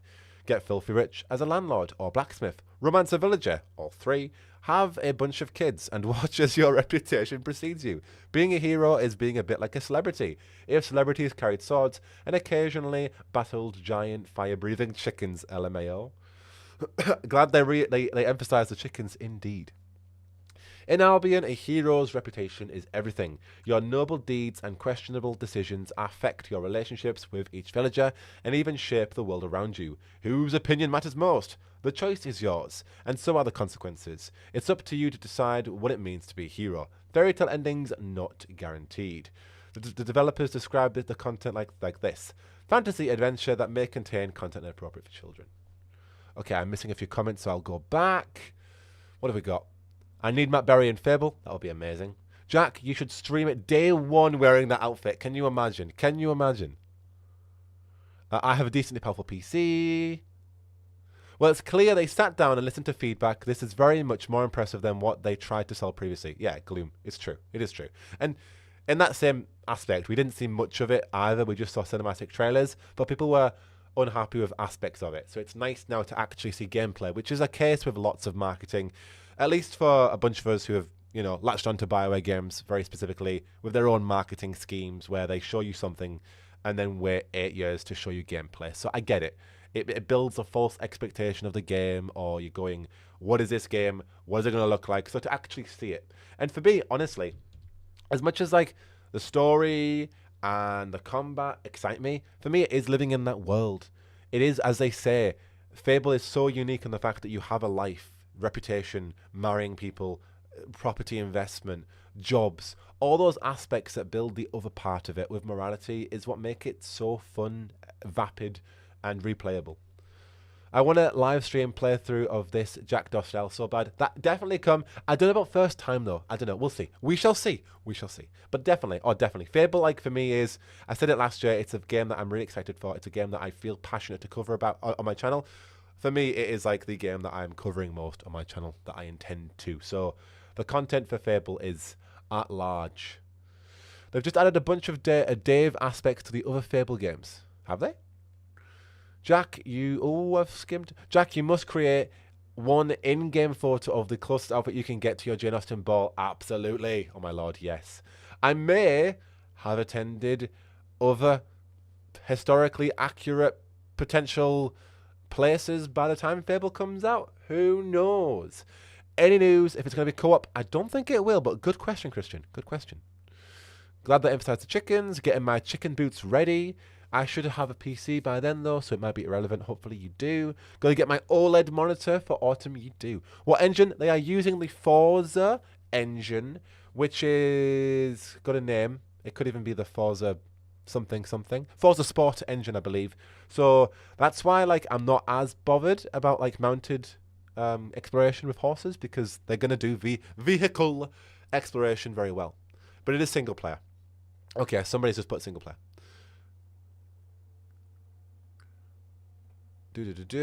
Forza engine. Forza Tech. That's it. Forza Tech. Matt Berry voicing a character. Matt Berry voicing an anthropomorphic chicken is on my wish list, as it should be. That'd be amazing. The game engine looks like the Forza Tech. Where's the evil choices? We do need to see those, Lilac. We do. Like, they indicated that Dave the Giant, leaving him was kind of, well, it's not evil, it's just kind of dickish. So that was the only quote-unquote dickish kind of consequence they led to. Can't wait to drive my Lambo through Bowerstone. Can you imagine? Just call your horse Lambo, right? Like, yeah, this is my Porsche. This is Porsche. My Porsche 911. I want horns. I get it, Lilac. Definitely. All the horns. Made me think of Skyrim when first played it, so this will be my first Fable. Hell yeah, Melthina. Hell yeah. Get in, loser. We're going chicken chase. Get on top of Lambo as opposed to getting in the car. Jack, maybe if you feel like doing a second playthrough, stream that. I imagine you'll want to disappear into the ether for the first playthrough. Absolutely, yes. I love to disappear into the ether for first playthroughs. But we'll see. It's just to avoid spoilers. Did it with Veilguard, and very much happy just playing it without spoilers. With the nature of my channel, it's like comments, you know. So, yeah. But we'll see. Who knows what could happen. Yeah, we ain't hearing from Jack for at least a month when this releases. I'd love a Fable stream. Thank you, though, chat. I'm glad that you want the Fable content. I mean, I will be streaming more videos, streams like this for Fable. Again, Fable is my #1 priority because we don't know when The Expanse is coming out. Exodus is next March, right? In 2027. Mass Effect is ages away. Divinity is ages away. Celeste 2 I'm looking forward to. That's coming out in March this year, so we'll look at that. But yeah, no, Fable for me, again, like I said last year, it reminds me of my childhood. It's core to who I am as a person, and I want this to. I want it to succeed because I want to play a good Fable game. I want it to be everything it says it's going to be. You know, if it can scratch that long, you know, overdue itch, because no game, they weren't just saying it to fluff it. Like, no game is like Fable. Games copied some of the sims, the simulation aspects or the sim aspect, but no game is like Fable. To describe Fable is also a unique beast in itself. So, like, I know few games where you can embark on an epic sprawling quest that is very, very, very good, well written, full of iconic British actors, but then buy a house, get divorced, have 5 kids, and then like become an absolute megalomaniac business renter or whatever, like, while also then doing lumberjack jobs over there in Oakvale, while also like bringing in, you know, like, it's so crazy and unique. So if they can capture, as they said they can, any of that, and they so far have me excited because it looks like you can, I'm hyped. Right, I'm catching up. The tea house is here for emotional support during Jack's Fable hibernation. Thank you, Marie. I think my only complaint is the lack of a furry companion. Thank you, Lady Neela. Yes, okay. If anybody from Playground Games is watching this, where is the dog? Where is the dog? I know Fable 1 didn't have a furry companion. Correct me if I'm wrong. Or Fable Lost Chapters. I know it's not Fable 1, but you know what I mean. For those who don't know what Fable Lost Chapters is, it makes it easier saying Fable 1. I don't think we had a furry companion in that one, so maybe they're going to be like, hey, in Fable 2 we'll do a furry companion. But no, it is true. But yeah, it is a reboot. Sorry, somebody asked. This is a complete reboot. So same core idea, same core idea of what it is, but then they're also changing parts because it's open world. But in terms of they are capturing what Fable means, and that's all those idiosyncratic systems I just mentioned there, from marriage to getting boozy in a pub to an epic sprawling narrative. But they're also making it open world, which is a big departure. So it'll be interesting to see what they do. However, Forza, the studio, are good at making open world games in terms of like the systems and the streamlined aspects and the mechanics and the vehicle exploration. Hello, Paige. Bro, I cannot stand franchises rebooting and not staying true to the order. Makes sense. I get it. I get it. The essence of what makes Fable is here. Yes, I agree. What else have we got? Jack, do you have a list of most anticipated upcoming games? I probably just said that before, but it would be Fable #1, The Expanse, Exodus, but I'm still kind of shaking Exodus given the arc, given, what's it called? thingy who left last month. And then Mass Effect is probably at the bottom because I don't really know where I feel about Mass Effect. Divinity is second to Fable, sorry. And Dawnwalker is in the mix as well. Where have we got? Comments. Trying to catch up. I just hope your PC can handle it like it huffed and puffed through Veilguard. Was that Hev's PC? They have named it literally anything but do you know how confusing it means when you jump into a franchise? And yeah, I get it. No, it's Fable, you're gonna be confused. But then again, the original Fable was called Fable The Lost Chapters. So there's actually no Fable called Fable. You've got Fable The Lost Chapters and you've got Fable Anniversary, but this is just Fable. So they can get away with it in that regard. We need the dog. It's time for cat companions.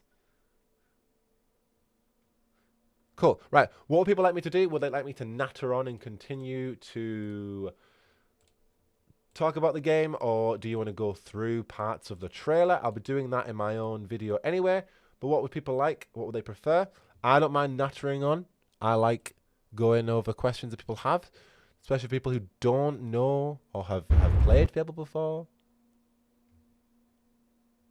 We can go through the comments as well. People are saying in the comments of the video that's uploaded, please don't suck. No blood. People don't like that there's no blood. Interesting. But we do have this that we could go through. I can even just play it while we talk about things. I'll play it with no audio so we can talk through it. Hev is going to have a bomb-ass PC. I plan to be a menace, as you should, Emily. Be a menace. Be an absolute menace. Ooh, where did this? Choose your furry companion will be cool. What did Lilac say? Lilac. What did you say, Lilac? I have lost. Oh, Lilac. Yeah, choose. Yeah, Lilac said choose your furry companion. That would be sick. I need to have a full farm of all the animals. I feel like if they would have shown a furry companion, they would have done it, yeah. The humour, choices, locations, characters, actors, chickens, this is already looking like a Fable Reboot. I agree. They will delay to 2027 if the bugs clearly displayed in the trailer are not resolved.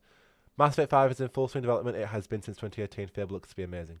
Yeah, Mass Effect 5, it's not in full swing development at all. It's got a skeleton team. It doesn't have a team currently. They were all laid off of the Dragon Age team. And I don't really want to sit here and talk about Bioware, but just to answer that, it's in like development, full development, but like they haven't got, when they go to full scale production. So it depends what you do. I suppose it depends what you define by development and production. Yes, it is in full development, but it's not in full swing production. It's in a skeleton team. It's got a very small team that are working on core principles, production pipelines and stuff. The team that we're going to be doing, like, because of when the Veilguard got made kaput, they weren't in a far enough stage of production for that team to move on naturally to Mass Effect 5. So they all were laid off or put to other parts of EA. So we don't know when. We'll get an indicator when it is in full scale production, but it's not currently, so far, reportedly not yet. But it is in development, you could say. So yeah, sorry, nuance between those two words. Anyway, are we going to kill Dave? Are you going to kill Dave? I will do all I can to save Dave. I don't want to kill Dave. I'm sad about my grandma, though. And do we have a sister as well? Briar Hill. Briar Hill looks lovely. So is this the Hamlet? This looks like the Hamlet that we saw from the gameplay. New content released today. Hello, Lee Burton. We just got loads of new Fable gameplay. James. That was James. Oh, Lilac. What did James say? Oh, Lilac, please tell me, what did James say? He gave an update. Thank you for letting me know. Jack, you need Tea King. I mean, I'll have some after.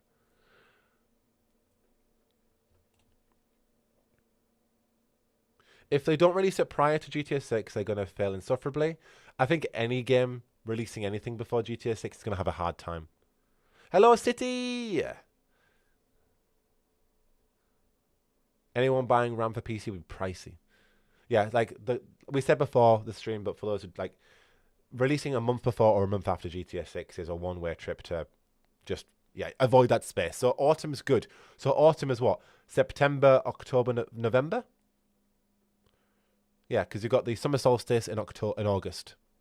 So, yeah, we've got it's fun, a good time to release, really. Get in your autumnal attire. Have your pumpkin spice lattes.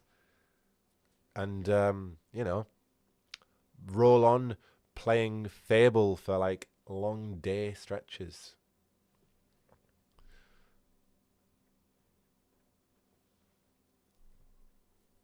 Jack is going to have a nice bold cup of Barry's tea and Kitty's on her. We'll see.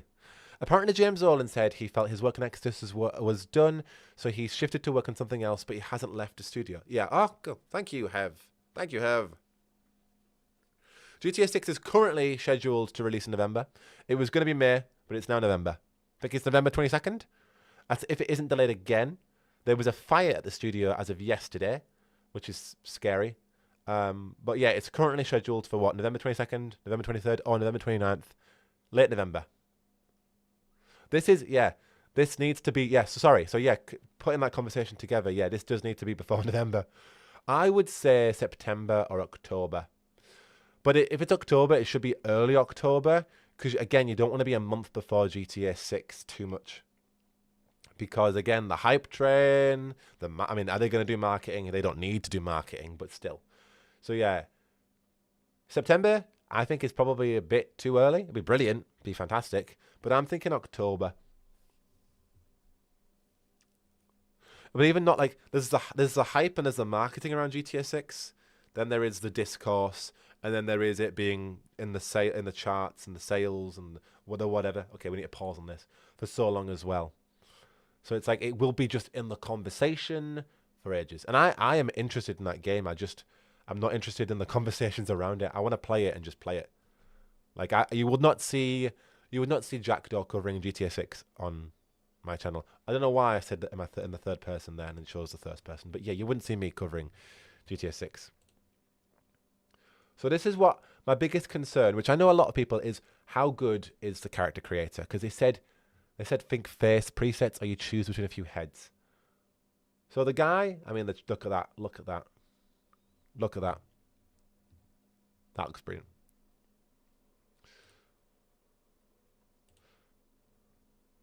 Fun fact, the wait for Fable is longer than the wait for GTA 6. Oh my lord. Yeah, I think it's like, what, 12 years? 12 years. So I like his hair. I love the outfit. The fashion is good. It's a case of the actual faces, the customization, how in depth we can go. And so, yeah, we don't see many there. I'm assuming, so I don't know. We'll probably get like a preview later on of seeing more customization. I would love that personally. Because we don't really get to see a good again, Ak's amazing, but he's wearing a hat. I know I'm speaking to my community. My community loves hairstyles. We all love hairstyles. I want to see more of those hairstyles. Because the textures look good. Why is GTA such a juggernaut? Good question, Emily. It is the most what's the word? It is the most expensive, forget entertainment industry. I believe it is the most expensive thing to exist, or product to exist ever. I believe it's more expensive than the Burj Khalifa. Is that in Dubai? And so because it's so expensive, it's so unique because they can spend so much money on it. They can make a true masterpiece of a video game. Of course, subjective, depending on what you classify as masterpiece. Either way, they sell like hot candy. So while you may not personally like GTA, they appeal to a vast amount of people, enough for them to earn the revenue back. But yeah, because they are in such a unique position where they can spend so much money on it, they can spend time on it. They can do whatever they want. They can do no marketing, and they will make the net profit back. But yeah, the concepts, the gameplay, they for me, I like it because I like what they do with the mechanics, the whole 3-player system, the whole stories they can tell, the world. They can go in a varying direction, and then it being like a satire of American culture or a parody of it, but then pushing it even further. It's supposed to tell. It's not a satire of American culture. It's a satire of an idealized version of American culture. They're pushing the envelope further, so they're always essentially taking the piss. You know, is there a market for hot candy? Good question, Mary. I believe it's on $2 billion in cost at this point. Oof. And then yeah, it casts a wide net. Does Grand Theft Auto? Even if you aren't a gamer, yeah, exactly. And that's a good point too. You'll know of it because of the media. Everybody knows Grand Theft Auto. Not everybody, quote unquote, but you know what I mean. Your grandma probably might not, but your mom might have heard of it from the news, from people talking about it. So it's fast. Anyway, fashion, we're good. We're Gucci. GTA 6 is $2 billion in production value, 13 years of blood, sweat, and tears in order to perfect a masterpiece. I predict that it'll be targeted towards all audiences. Yeah. And then thank you, Kat, for joining. And then what they'll do is you have your single player aspect of the game. And then you'll have your, as if they shot the chicken at the end and then kicked the other one. And then you'll have your multiplayer, which is more in line with targeting a particular demographic. Wait, so did they turn the person into a chicken first? Anyways, more Fable talk. Yes, young. Yeah, back to Fable. So you've got dual wielding. They look like two small daggers already. Let me put the quality. What's going on here? Oh, it's only 1080p. Okay, IGN. Two dual wielding, two daggers. Stab, stab, stab, stab, stab. Okay. So they turn him into a chicken, and then they give it a kick. And then he turns back into a human, or whatever. Yeah. And they're still under the spell. So the combat, I liked the combat further on, definitely. I think here, it's like, okay, it does the job. Bearing in mind, Fable, in my opinion, was quite button mashy to begin with. But I'm liking what I'm seeing in regards to the fun with it. The range combat looks good. The spells look fun. Let's keep on watching the combat to see. The swinging of I get why it's slower. I don't mind that. So that's one-handed sword. I love the fact that the sword goes back in your, what do you call it? Quiver? Not quiver. Sheath. And you can see it. I hope that remains. Because I love walking around with a sword. Queefed? Whatever the word is. Sheathed. Not queefed. Sheathed. I was thinking about quiver. So I like the idea of seeing that. That's cool. Archery looks good. Do they change arrows? No, they just shoot it well. Love the lantern ghost fellow. Why is he walking like that? What is chat saying? I have been on Burj Khalifa. Are you telling me it's more than that? Yes, it is. It absolutely is. Yeah. Yeah, I didn't mean to say queefed. Oopsie daisies. So faster there. I like the fast. Again, it probably will improve with like strength. The hero of strength and all that, improving the qualities. That looks fun. I like that. The animations feel heavy, so different compared to previous Fable games, but it does make sense considering the combat will be far more impactful in the game. Yeah. And I feel like it will improve. Again, assumption. I feel like it'll improve once you level up. Gotta queef the sword when you're done. Oh no. That looks like a fun spell. I love the animations, though. Yeah, reminiscent of Witcher 3. Thank you, Lilac and Gooseberries. Also, aptly titled name for that comparison. The combat has been made by, I think they're former now, but former combat designers of CDPR. So that's why, if you're getting Witcher vibes, that is on the what? What's the phrase? On the whatever. Yeah, it's on the money. On the money. Because, yeah, it was made by, like, a few expats from CDPR. Definitely, like, the combat director or designer. So that's why. So, yeah. If anybody like Witcher 3's combat, I enjoyed it in the end when you're getting all of your mutations mutated, whatever the word is, and you're fully leveling up that system. But it's serviceable to a point where it gets good. I was picking up Avowed for the combat. Oh, were you really? On the queef. Not in this Christian server. No. Yeah. So, yeah, Witcher 3 combat was serviceable. Having said that, I'm saying that of a game that came out in 2015. So how about now? I don't know. Jack Mayer of Sheathstone. Struggling to say sheath now. Flipping heck, I had to think about it. Yeah.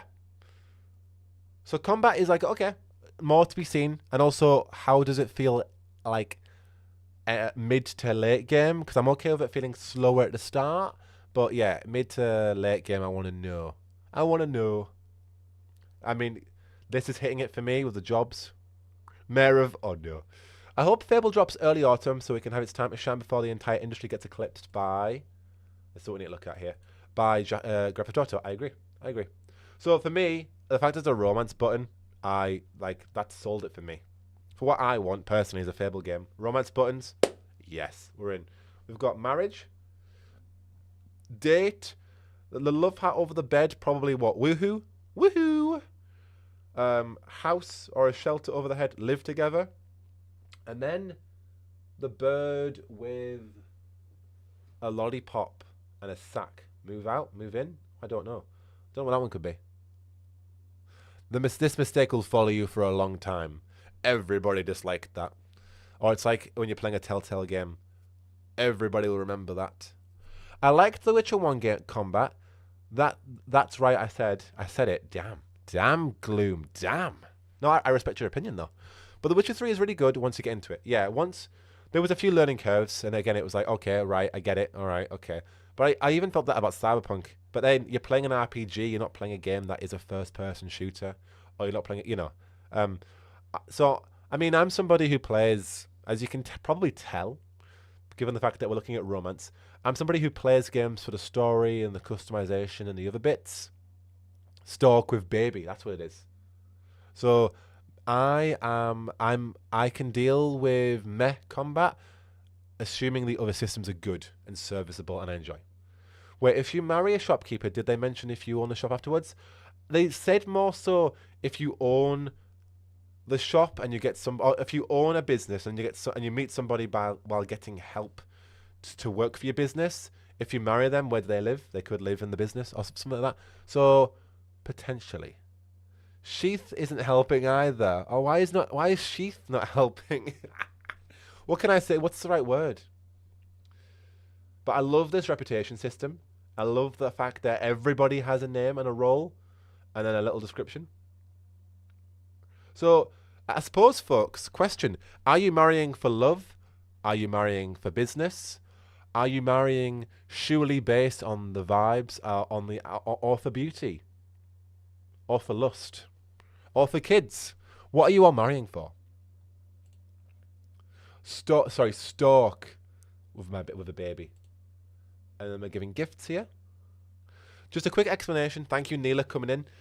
For those confused about the first Fable, there's Fable, Fable The Lost Chapters, and Fable Anniversary. Fable The Lost Chapters and Fable Anniversary are the same, aside for graphics update and bug fixes. Yeah.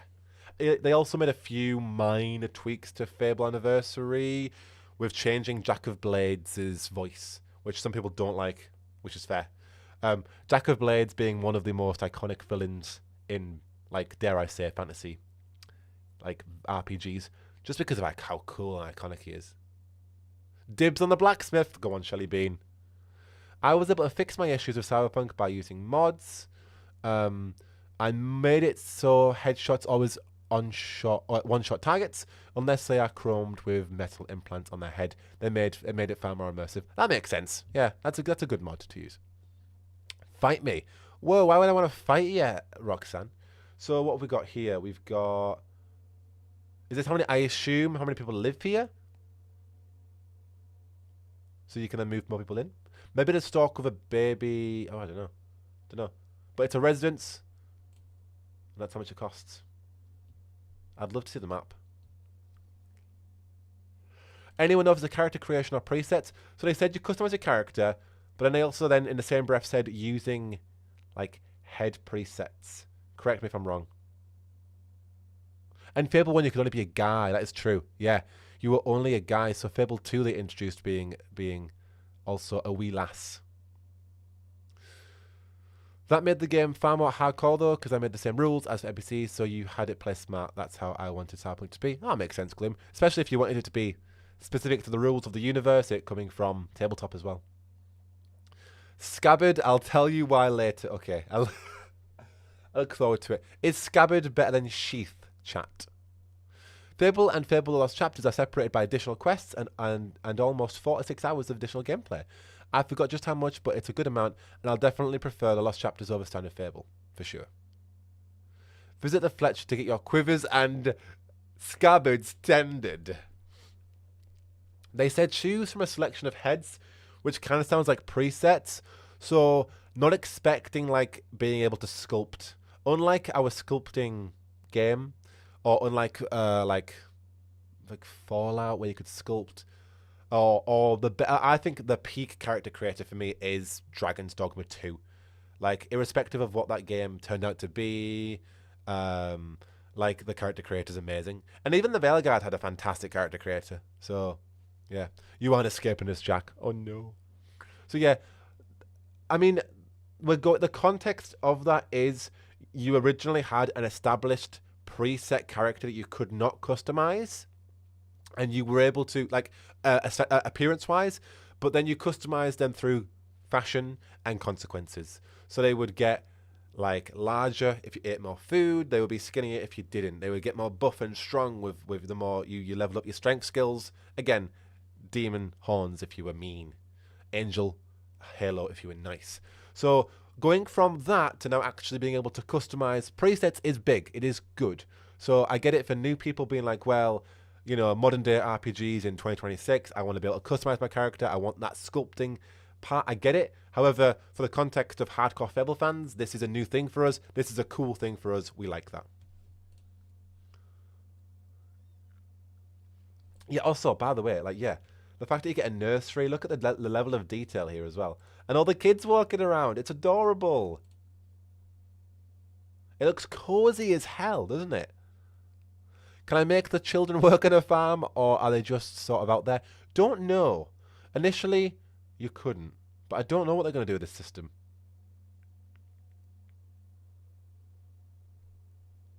Oh, I'm sorry. I'm Tequila. There's Leslie. Good old Leslie. There's Parmindia? Parminda? A vain commoner. Oh, they're vain. Almost it gives me Hogwarts Legacy vibes of the detailed look and the music. So excited to get my hands on it. Hell yeah. Azura. Azura. Azura.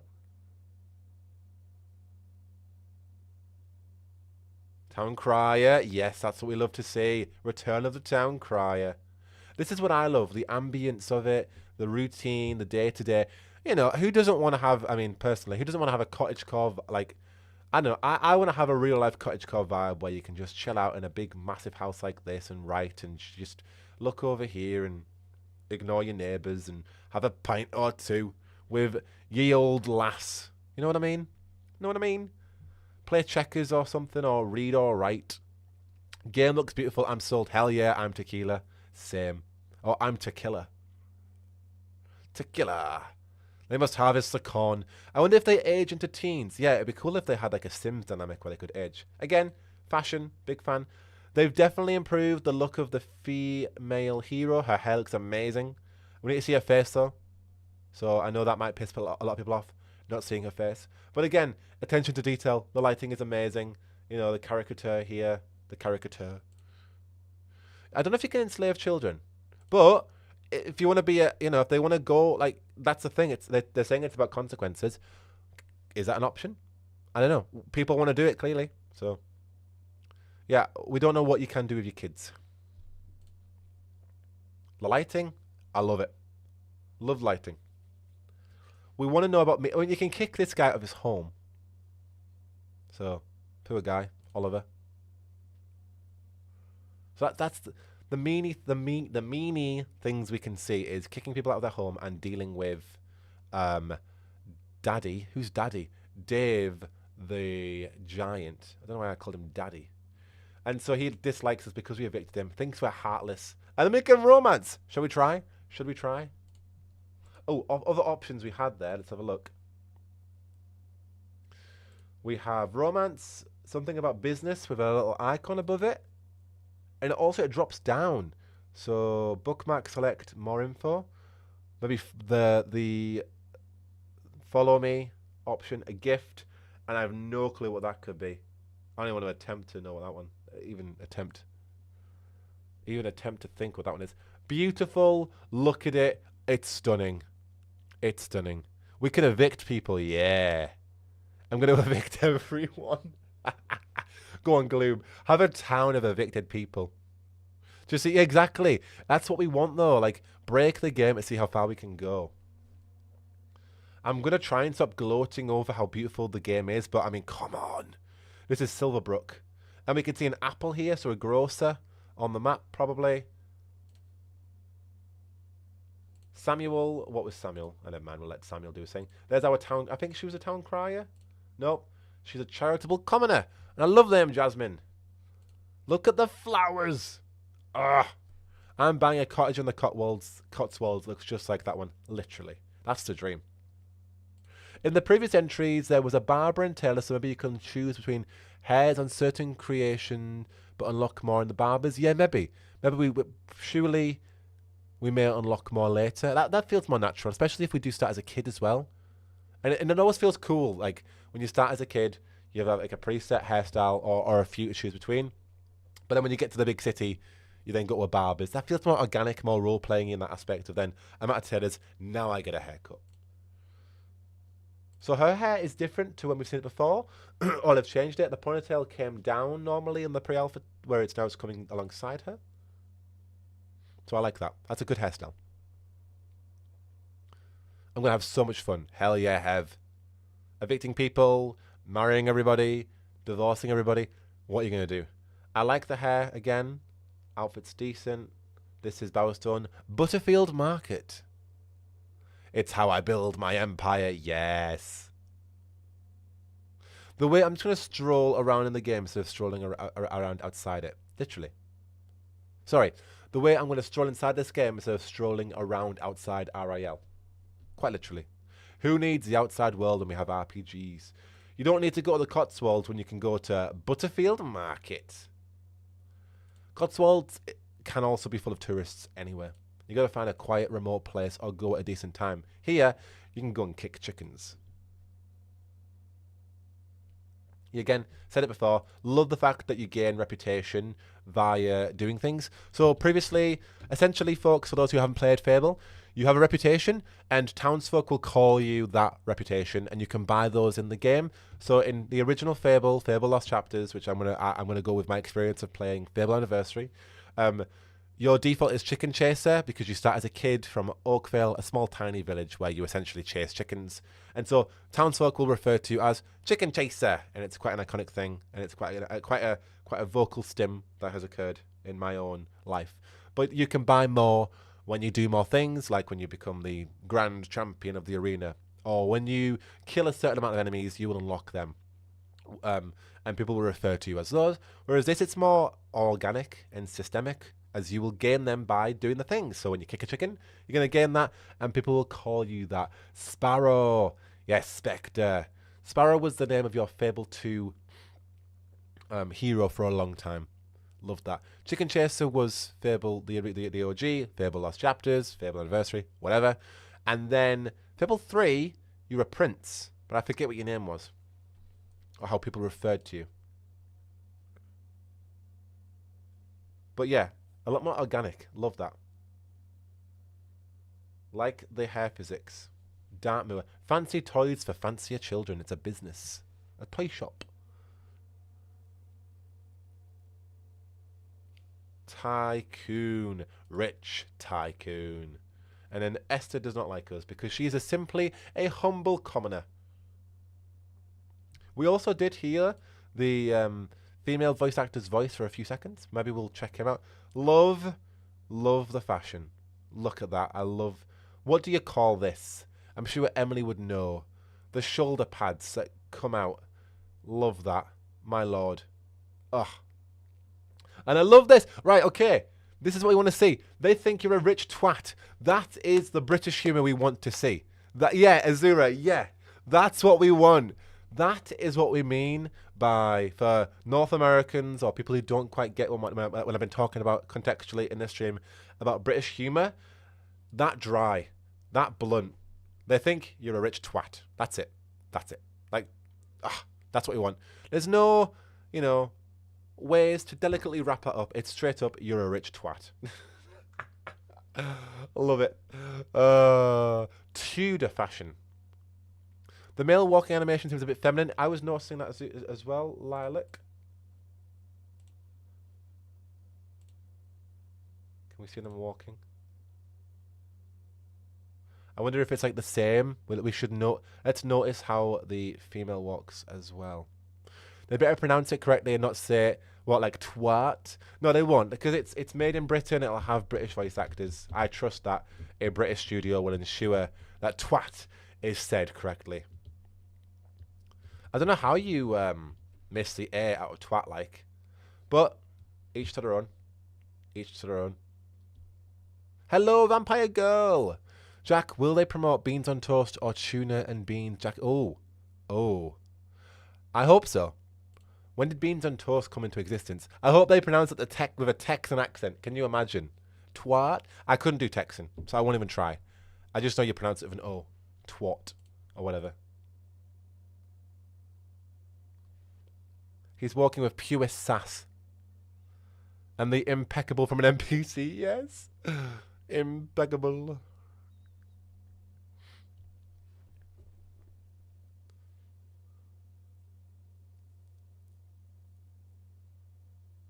The people of Albion usually have West Country British accents, Southwest England or North Yorkshire. Yeah, it's true. And Southwest England, I believe, quote me if I'm wrong. First of all, it's the best part of England. It's where Jane Austen's from. It's got the best architecture. Georgian, Regency. I mean, to be fair, all of England has that, so ignore that part. But Southwest England, I believe, and don't quote me, I believe it's also an inspiration for Lord of the Rings. I believe.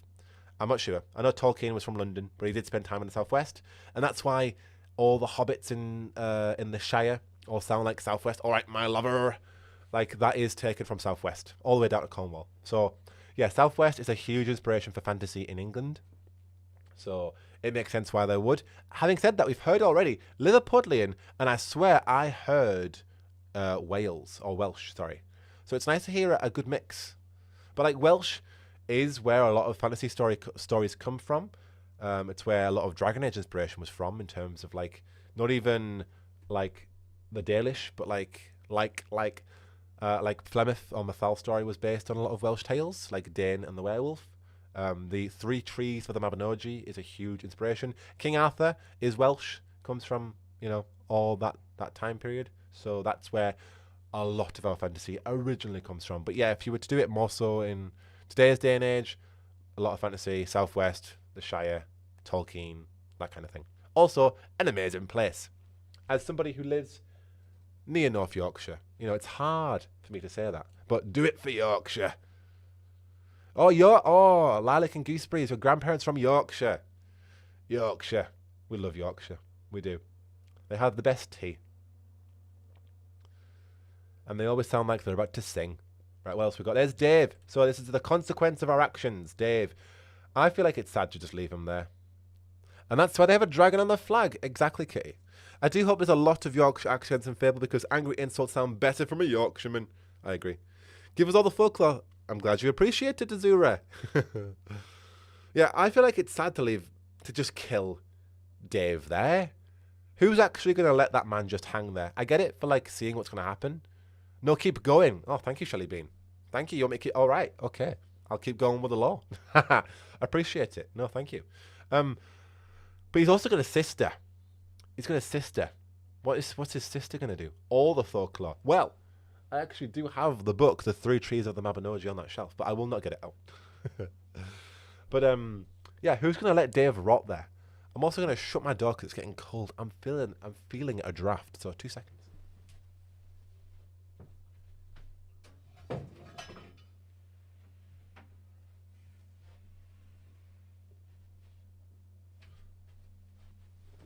The draft is now gone. Waste not, want not, food for everyone. But if you're going to eat Dave, he's got a sister.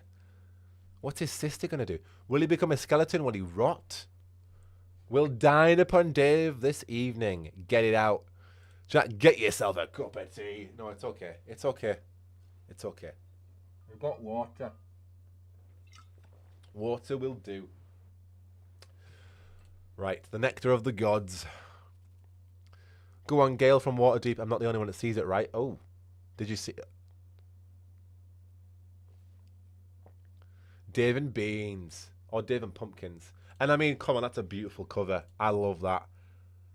That's giving whimsical high fantasy for sure.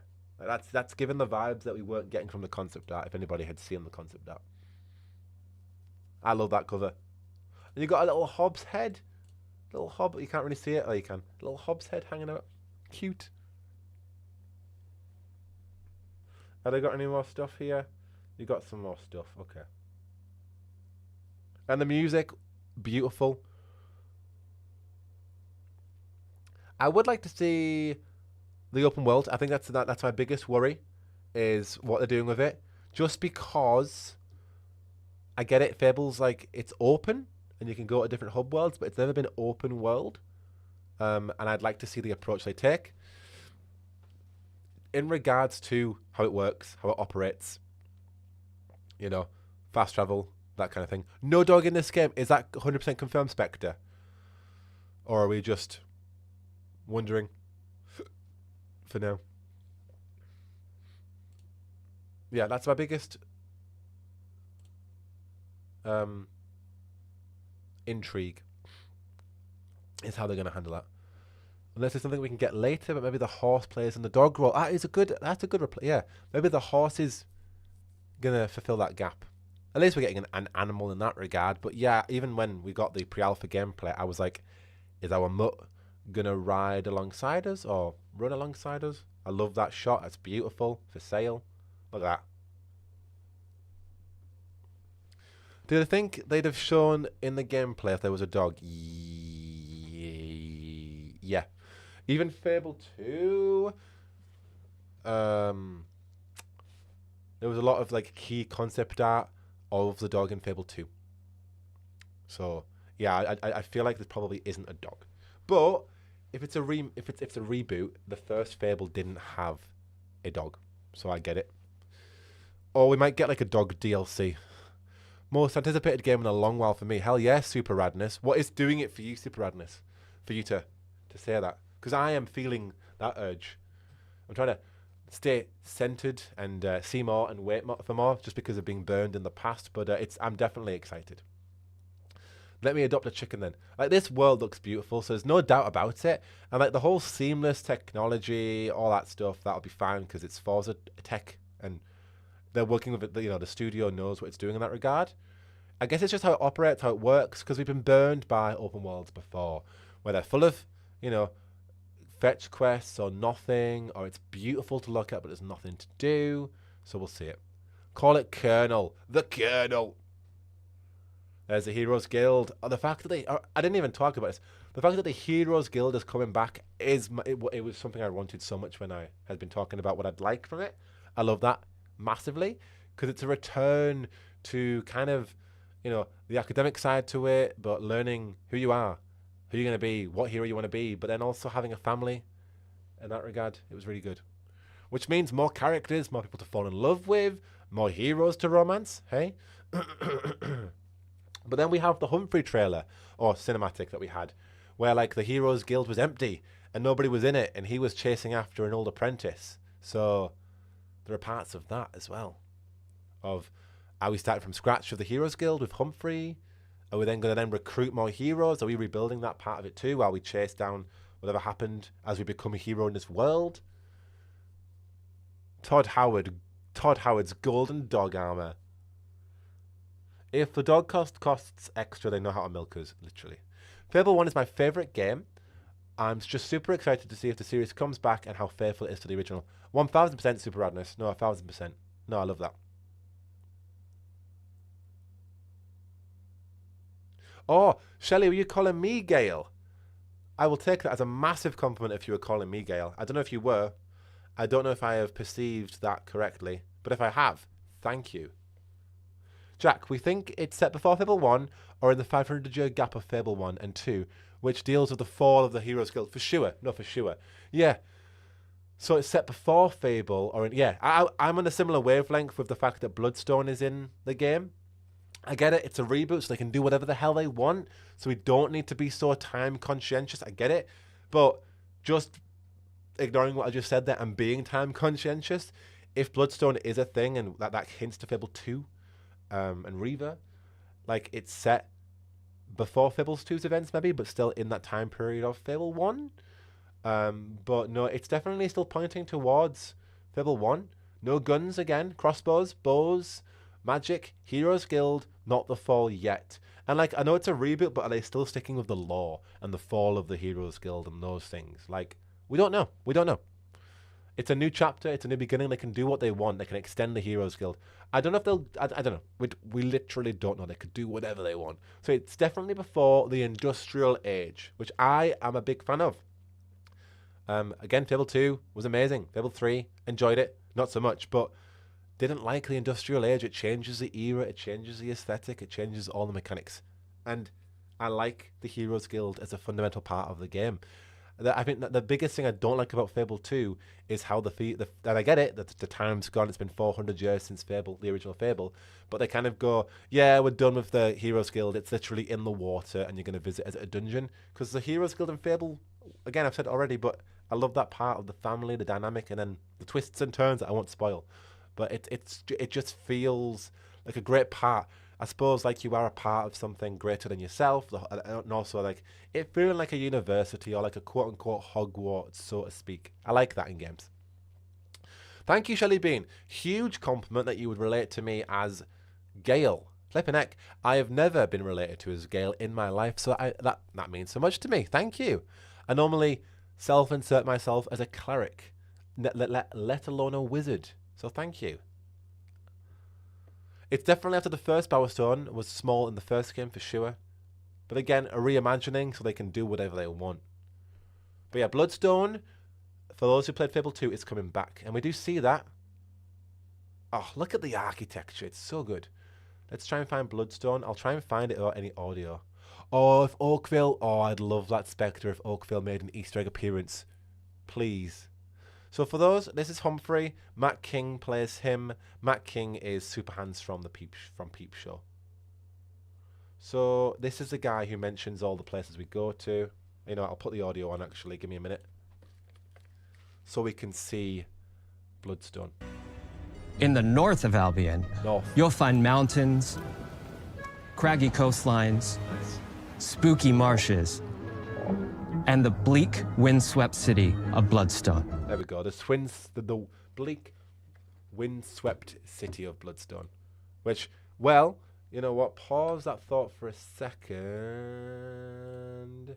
Just pause. This is the concept that we have. This is what was revealed as someone's art station, I believe, of Bloodstone. So what we do know about Bloodstone is we've got an arena, we've got the artisan, we've got something or someone called Jacobs, and we've got Pub Island.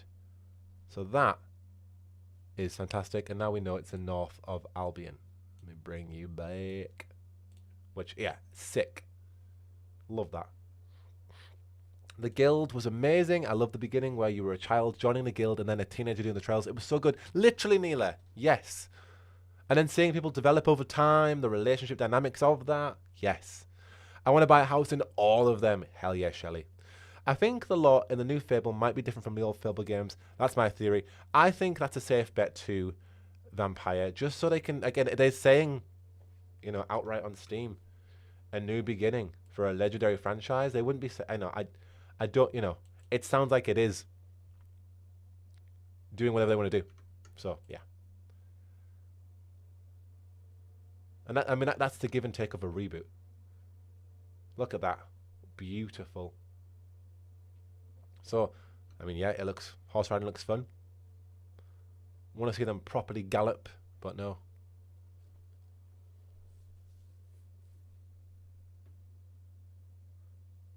And now we don't know what they're talking about. Anybody have any more conversations or questions they want to talk about with Fable? Anything else they want to know or look at? And now we're back to where we started with the character, really, where we paused and had a look. Back at our dude again. Let's see if the website's updated, shall we? Shall we?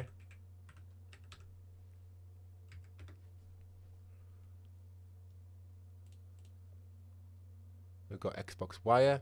Here we go. Answering the big questions after the long-awaited Developer Direct. Here we go.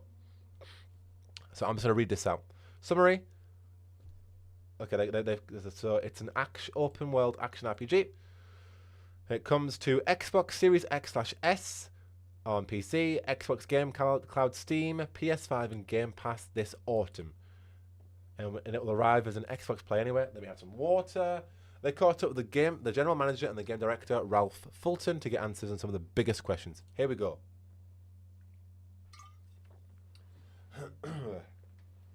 So, today at Developer Direct, we got our first in-depth look at Fable, the open world action RPG New Beginning for a truly legendary Xbox series, and we learned it will arrive this autumn from a specially created new team at Playground Games.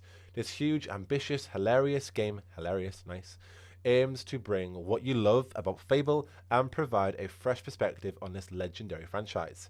During Developer Direct, we learned about the story, how the story begins, saw combat and action, had character customization confirmed, discovered how Fable's classic morality system is being reintroduced in a whole new way, found out about the game's living population of unique NPCs and so much more. But there are also more questions to be answered, which is why I tracked down Fable's GM and game director, Ralph Fulton, to dig deeper into some of the big topics we just learned about. Here we go. Okay, these are questions we've already been talking about, so let's do it. Is this a full reboot or the entire series, or does it sit within the existing Fable timeline? What a brilliant question. We've always referred to this game as a new beginning, because one of the things we were convinced of was we had to reboot the franchise. It's been a long time since the end of the original trilogy, 12 years, or 13 to be precise. Nearly 2 generations have passed in video game terms, and those original games are still available to play today, looking even better than they did back then thanks to wizardry of backwards compatibility. So we've chosen not to be beholden to the timeline of the original games, the events, the characters, really just to allow ourselves to the freedom to build our own Albion and tell our own new story within it. Okay.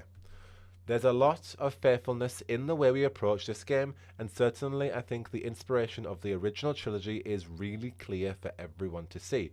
But we wanted to make sure this was the new beginning that would allow us to tell the stories we wanted to tell. Okay, fair. So, no Jack of Blades, no Teresa, no worrying about where it sits in the timeline. How are you balancing making a new Fable game while honouring Lionhead's work? It's one of the questions that we asked ourselves right at the start. What are the essential components of a Fable game? And I don't mean the features or the locations, I mean conceptually. Really, what is the essence of Fable? But one of the things I said to the team was, look, we're not Lionhead. We can't try to make a Lionhead game. This has to be a Playground game because I'm a really firm believer that the personality and the character of a team is visible in the work they do and the games they make. Fair. And I think you can see Lionhead in that original trilogy. It would be pointless, I think, for us to try and ape that. And that's really at the heart of this reboot question, right? It felt imperative to me that this was a reboot because we're starting again as Playground Games and making Playground's Fable. And if I'm totally honest, back then, I wasn't entirely sure how, quote, faithful our Fable game would be to the Lionhead games we love. But as I said during the Developer Direct, I've been really pleased to see that this is identifiably a Fable game in a lot of ways. So I think that comes down to like it being open world. It makes sense for them to make an open world game because that's what they do. They're very good at, you know, the systematic, seamless approach and vehicle exploration. So that makes sense. It'll just be more so the approach and how we as fans of Fable and particularly Lionhead's Fable, you know, perceive that and take that in. So it makes sense. We don't want them to quote unquote do what Peter Molyneux promised to do. That's good. To separate yourself from Peter Molyneux's Mountain of Lies is a good thing. It's just, again, what we define as what they do and how we pick apart it. But I am hopeful based on what we've seen, if I'm honest. Chat quick for a second before we continue. So Gloom thinks it's a mistake to not follow Fable 1's law because it's fantastic already, but they might have a better idea of what they want to do, so I'm willing to give them a chance. Yeah, I agree. I agree. It's hard because Jack of Blades, Teresa, the Law, the Heroes Guild. But let's at least give them a shot, give them a chance. I know that the story team was really good. You had people from Control who had been on this, and some former Lionhead devs as well. While again they're saying they're not doing that, so at least they're telling us and they're recognizing what they're doing, which is good. The good thing about Playground making it, as Spectre says, is there's no Peter Molyneux overhyping features that weren't in Lionhead's releases. Literally, Spectre, which Peter literally is notoriously doing. 1000%. Hello, King Home Buddy. How you doing? Long time no see. Indeed. How you doing, Long King Home Buddy? Long King.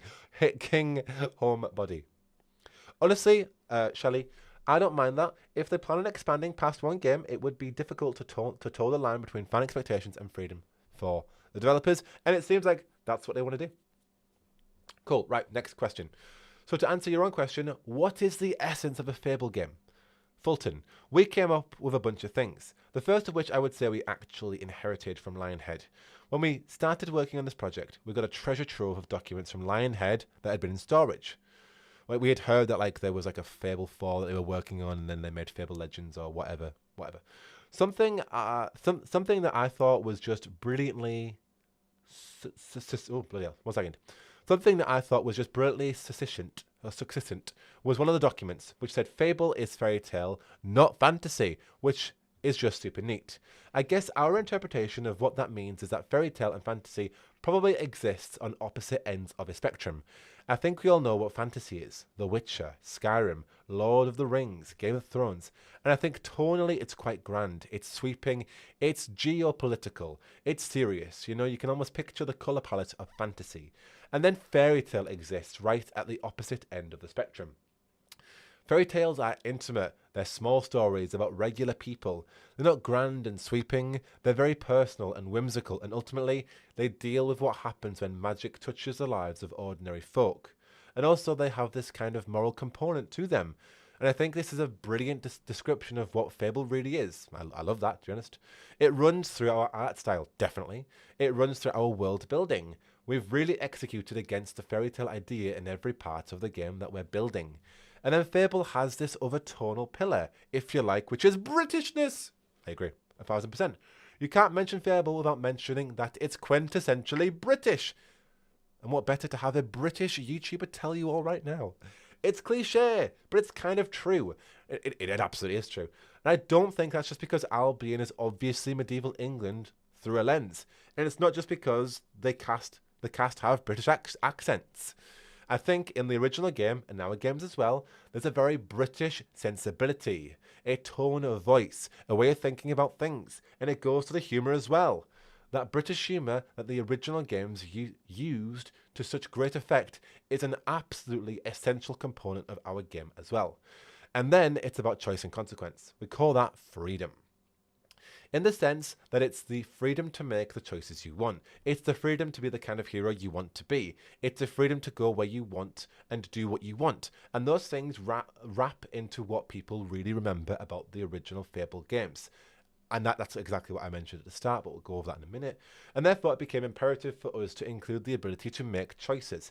Our game is packed full of choices, but also to see the consequences of that and to live with the consequences of the choices you make. So for us, at like DNA level, that's what Fables are, including our own. I agree, 1000%. I'm glad that we're hearing this from the GM. I'm feeling that sentiment. It's things that I talked about before the stream, before the direct started. And it was for me, Fable 2, when I first played it, when I was very young, it was that proverbial jumping over the fence and being given a bunch of choices and doing whatever you want. Again, like romancing the folk or like ploughing on with the quest. So how does this story begin? What's the quest you're following?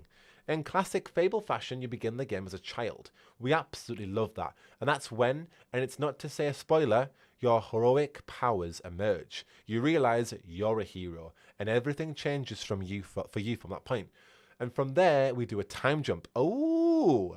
And we rejoin you in Briar Hill, your starter village in adulthood. And for the rest of the game, you will play as a mature adult in their prime. Love that. Very much like Fable the original. And it's then that the real events of the game start to unfold. The inciting incident, the thing that's the catalyst for your story, is what happens to your grandma and to the village you grew up in. Everyone in the village is turned to stone by a mysterious stranger. You're suddenly alone in this village and forced to really go out into the world, and your motivation is to try and figure out what happened to them and try and reverse it. The only clue you have is the mysterious stranger, who you really are, who who you really only caught a glimpse of at the start of the game. Finding the stranger seems like the only thread you can pull, the only lead you can follow. So that's how you get out into the world. Cool. And there is one last thing your grandmother says to you. She mentions Bowerstone, the Heroes Guild, and how it's it's at the Heroes Guild that the great heroes live. And if you ever need help, they're the people to go to. Ah, I get it now. Okay. So there's a soft implication that you should head for the Heroes Guild, and maybe there's help that they can give you. But the nature of our game is that as soon as you leave your village, you can pretty much go anywhere. It's truly open world, so the world is yours to explore. And we've written the story so that although there are stakes, your grandmother, your village, there's no ticking bomb. There's nothing forcing you along the path, because we want to allow the player the permission to just go and do something else in the game. You could go to the most northerly village in Albion, get a job, settle down, and get married if you want. The story will wait for you, which I think is really important with the real side activities that Fable comes with. What I like about this is like our family aren't killed because they're set into stone. Like we hopefully might be able to see them again at the end, and that's always been like the choice sacrifice with Fable, like in Fable 2. Spoilers for Fable 2. You have to choose if you want to sacrifice your dog or not, and I like that because it's probably going to be like, well, you can do this really bad thing if you want, but you're sacrificing your grandmother and your village. So I like that. And the fact that, yeah, no ticking clock is good. And the fact that, like, we've grown into adulthood already with our grandmother already in stone. It's like, well, hey, you know, she's not going to get any older. She's already still in stone. It's okay. You know, like in Fallout, where you're chasing after your son who was taken as a child. And you're like, well, I need to get him now. Like, it's not like that. It's like, yeah, she's fine. She's petrified. It's all right. And there was something else. Yeah. Like I love the fact that as a child we hear about the Heroes Guild, Bowerstone, all these things, and like the implication for that, the expectation is that the Heroes Guild is flourishing. However, as we know, unfortunately, Grandma, according to at least Humphrey in the cinematic trailer, it's not exactly flourishing. At least based on that cinematic trailer, it seems like all the heroes have gone. So that's probably where we're going to start recruiting them or whatever. Now the conversation is the villain who caused this cataclysmic event, is that the apprentice that Humphrey once raised? Potentially, who knows? Or is that a small side quest? Who knows? Beautiful rolling hills. Any questions? What's chat saying? Yeah, thank God for no ticking clock. It ruined Fable 3, literally. The mysterious stranger being that woman in the one trailer, quite literally. So it'll be a Skyrim situation where you can forget the main quest completely. Quite so, if you want to. But not, well, yeah, it sounds like it, yeah. Why do games keep taking my granny out of my life? It's true. Okay, more questions. This is one I have. Good, I'm glad they're talking about it. How does the open world work? Are you level gating or encouraging people to go to places in a certain order? Right. From the very start of the project, we've always felt like it was important that the player can go wherever they want, from the moment you leave your village and venture out into Albion for the first time. Even if we know the majority will do the sensible thing, you know, I've got to save my grandma. We know there are a bunch of players who are going to be like, okay, I'm going to go and see what this world is about. We want to accommodate them, probably more than accommodate them. We want to make sure they have fun, exciting, immersive things to do, wherever they choose to go in the world. So we took that as the sort of North Star. And then we built progression and leveling and difficulty balancing around that. I don't want to go north and then find that there's an area I can't go into because I'm not a sufficient level. We'll talk more about leveling and progression at a future date. But you should know that being able to go to any of the settlements in the world and have fun things to do was imperative for us to do. And so we shaped our progression around that requirement. How are you approaching combat? We're taking the original game's mix of melee, ranged, and magic, strength, skill, and will, and turning it into what we call style weaving combat. We wanted to create a combat system which was fluid enough to allow you to really frictionlessly, seamlessly swap from melee to ranged to magic, without even a frame's delay on it. And we kind of saw that anyway, to be fair. You should be able to strike with a sword and then hurl a fireball in a smooth moment. So that's what we've set out to achieve with the combat. The combat scenarios that you're going to find in our game are often about groups of enemies, and usually a tactical mix of enemies who will force you into choosing how you use your ranged, your melee, and your magic to crowd control and to pick them off, and really to navigate the particular combat challenge that a particular set of enemies present to you. Very much particular. And there is still ample variety within those styles to allow you to pick the kind of fighter you want to be. You can opt for big damage spells. You can opt for tactical crowd control spells. You can go super precise or really blunt force with your melee weapons. It is up to you. You can still self-express when you're in combat in our games, but it's all about cycling through and tactically using the different options available to you. Again, quite like the original, where you were cycling through, although I kind of mained strength for a while. You're still cycling when enemies get close. So, next question. It looks like there's an emergent element to combat. We see a hob accidentally hit one of his own companions, and enemy weak spots that can cause specific reactions. Is that built into how you play? Very much so. All of our enemies have strengths and weaknesses, and part of the fun of combat is figuring how to exploit them using the different weapons and abilities you've equipped yourself with. And obviously that sort of components when we've got multiple enemies in the same encounter and you're trying to marshal all of them and find the best way through it. That hob that accidentally killed his pal in the video just happened by accident when we were capturing from the build. We thought we'd keep it because it's funny, and it is.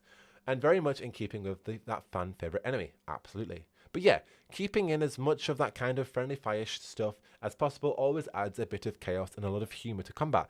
And that's, I guess, one of the questions we've always asked ourselves a lot. If humour is important to Fable, how does it manifest in combat? An inherently serious pursuit. So I know these fairy tale creatures have a ton of personality, unless, you know, a bunch of humour above them. Ooh, humour spelt wrong there. Where's the U?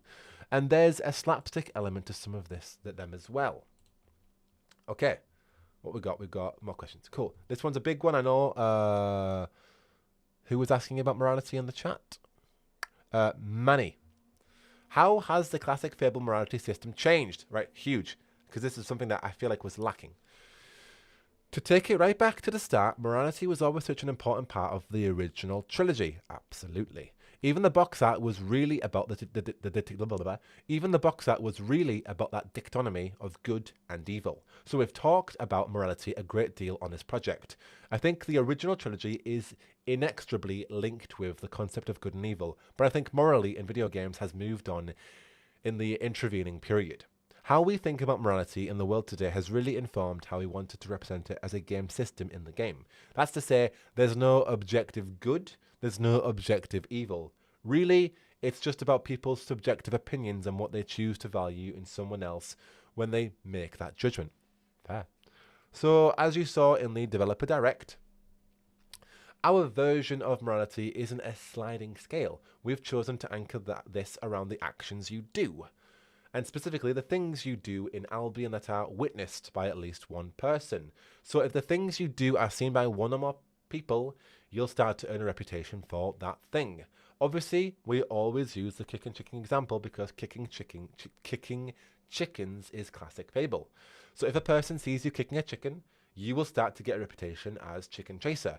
And if enough people see you do it, or you do it a lot, that reputation will become one of the things you're known for in that settlement.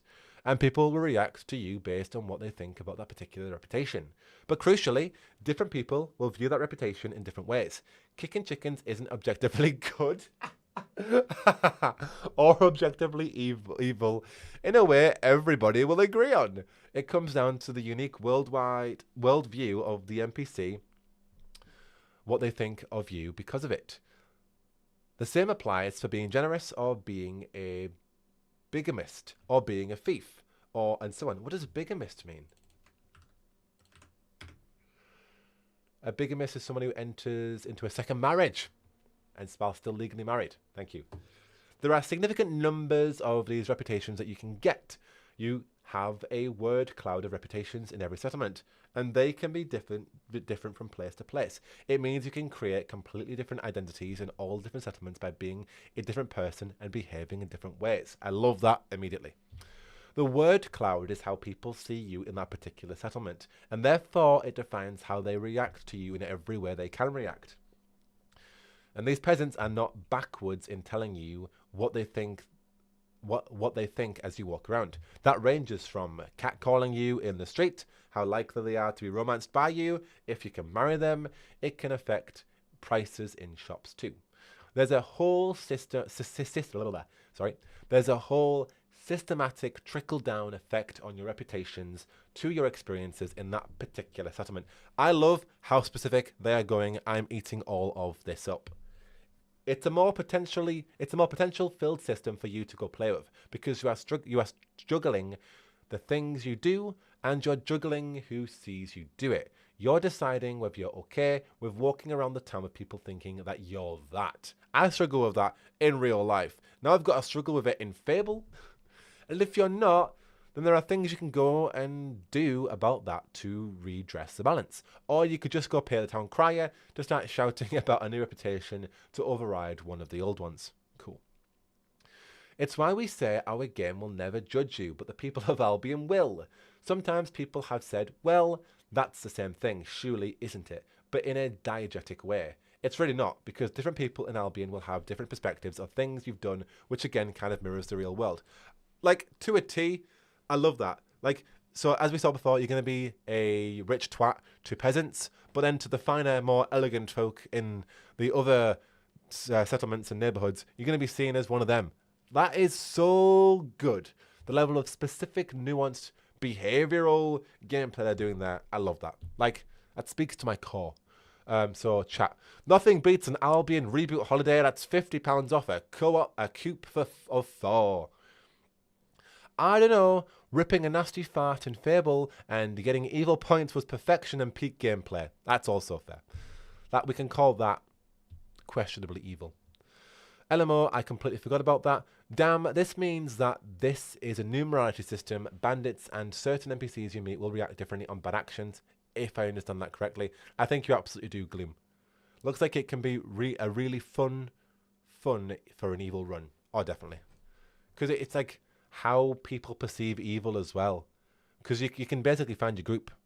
Hello, the Draco Knight. How are you doing? Long time indeed. We're reading a Fable article right now, and it's so good to be excited about this game. Questionably? Exactly, Kitty. So, we have a few more questions, but not too many. The living population of NPCs is a fascinating addition. What does that offer the player? The living population is a cast of over 1,000 NPCs, each with roles, personalities, and routines. That whole concept of persistent NPCs, each of whom is unique in a whole bunch of ways that you can go and interact with and mess about with, is incredibly complex. When you start working on it, you realise that every settlement has to have enough houses with enough beds for everyone in the settlement to go and sleep in at the end of the day. It was a fun day when we explained that particular requirement to our inviter and art team. Ha ha ha ha ha. But they rose to the challenge like they do with everything.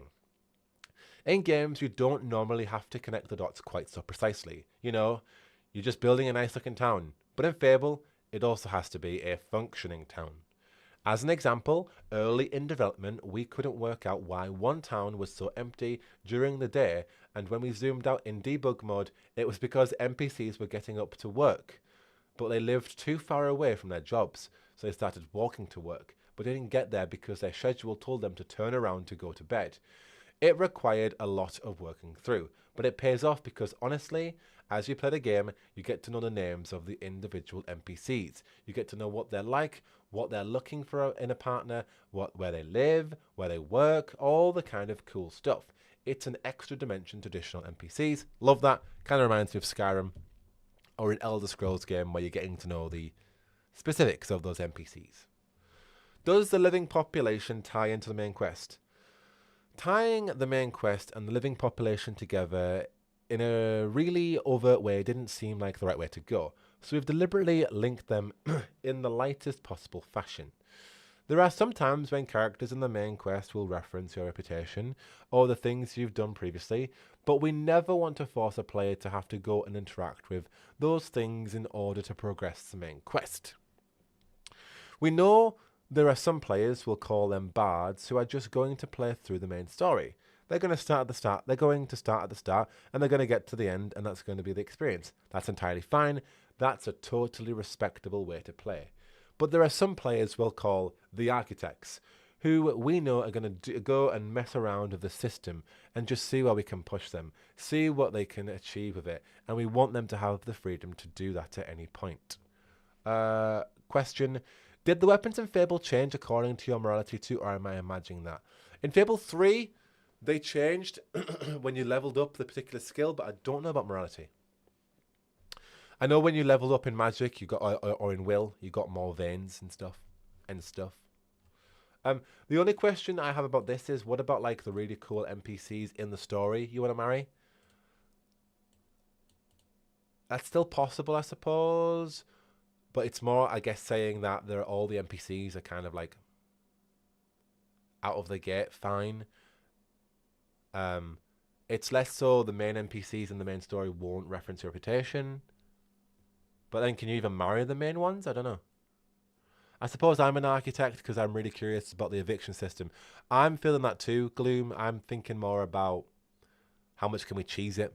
Yeah, what can we do? How many houses can I buy? How do the rents profit go through the roof in this town? How many people can I marry? You know. But I'm also very much from the fashion point of view of the character, customization. What is the best outfits? Best place to get the best outfits? And the NPCs is what I'm truly fascinated about for sure. I won't go into specifics on those weapons in case people aren't going to play through the games and don't want to spoil. Fair enough, Neela. Fair enough. Yeah, exactly, Skelly. Many more important NPCs, like Lady Grey from the original Fable. Was it Lady Grey? Who everybody married in Fable 1, pretty much. Lady Grey is apparently a pub in Newcastle. Yeah, Lady Grey. Lady Grey. Okay.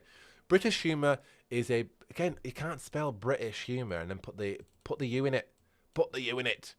British humour is a big part of this game, and we've seen British comedians in the cast. Yes, we have. Oh, yes, we do. Can you tell us more about the comedic side? British humour manifests in lots of different ways throughout the game. I think the living population are really funny because they react to you in a very dry British way. Good. Good. And yes, it's the story and the characters you meet along the way. Good. We have an amazing cast in the game, and we'll talk more about the cast in the future. Again, that's in keeping with the original Fable games. Okay, if you go back and read their cast list, it's a who's who. And we felt, okay, this is a challenge for us. We need to go and do something similar. We've got a sensational cast of characters that you'll meet in the main story. We were inspired by this incredibly rich variety of British comedies that have been around over the last 20 years. And for me, growing up in the last 20 years, that's fantastic. Like Peep Show, The IT Crowd, and so many others. We started with The Office, which again started out as quintessentially British. Are we going to get like Ricky Gervais in this? What?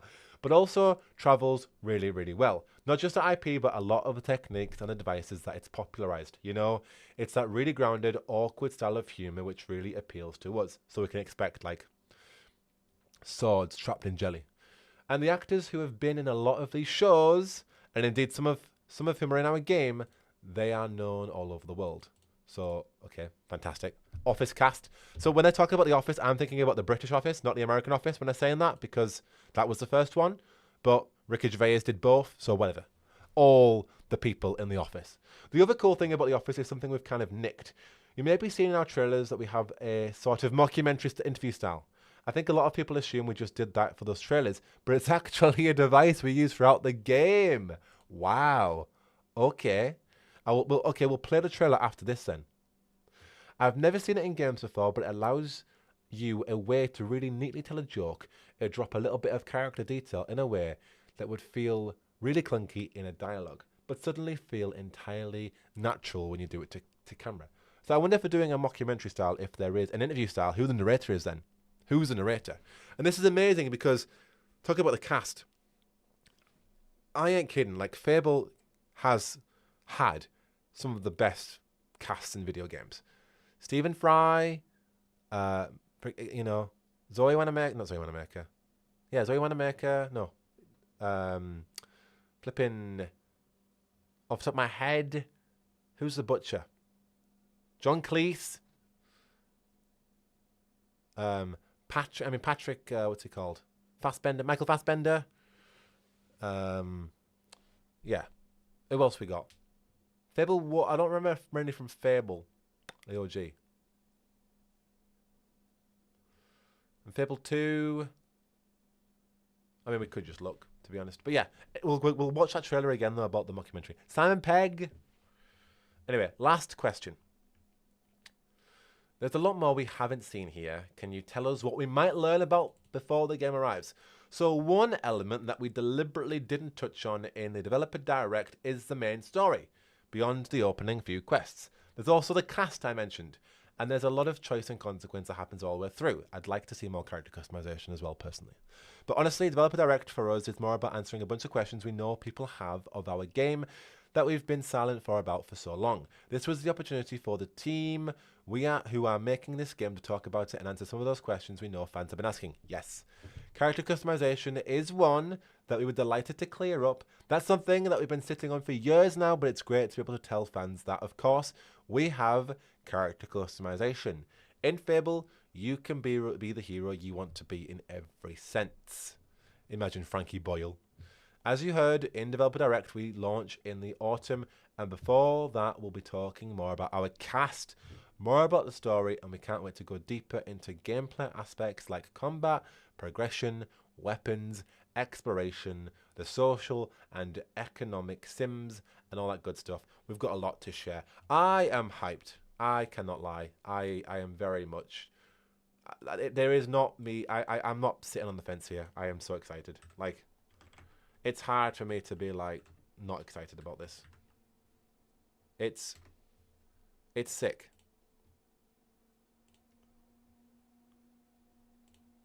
Regarding the whole mockumentary stuff, I'll play this trailer from 2024. We can watch it together. And then we'll talk about cast, because that's a fun conversation. Yeah, who do people want to see? Who do people actually want to see on the cast? Catherine Tate, my lord.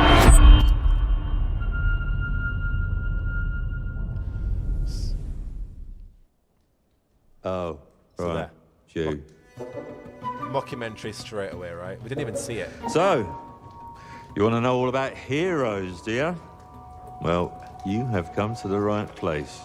Because who better to tell you all about them than perhaps the greatest hero of them all? Yeah? There he is, in all his finery. Cheers. That king.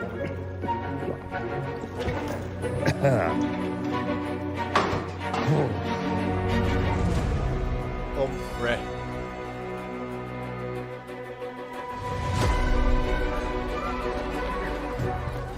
I mean, sure, you get your mega fans, You are like literally my favourite person. your haters, It's like a fan club, but we hate you. your chancers, and the occasional giant toad, for some reason. But it's more than that. It's about the choices you make. I'm a hero. I should do what I want. You thought you could save her? You know, it's your life and death stuff. That's what defines you, doesn't it? Really, stays with you. I knew this one hero. I took her in when she had nowhere else to go. Welcome to the most exclusive club in all of Albion. Thought I'd get her out there, make the most of her gift. But you know what it's like when you're young and you have a point to prove. I tell you, this kid, she had it all. The skill, the talent, the power. She was something else, all right. She was terrifying. So, yeah, I knew this girl once who made all the wrong choices. Humphrey. She's back.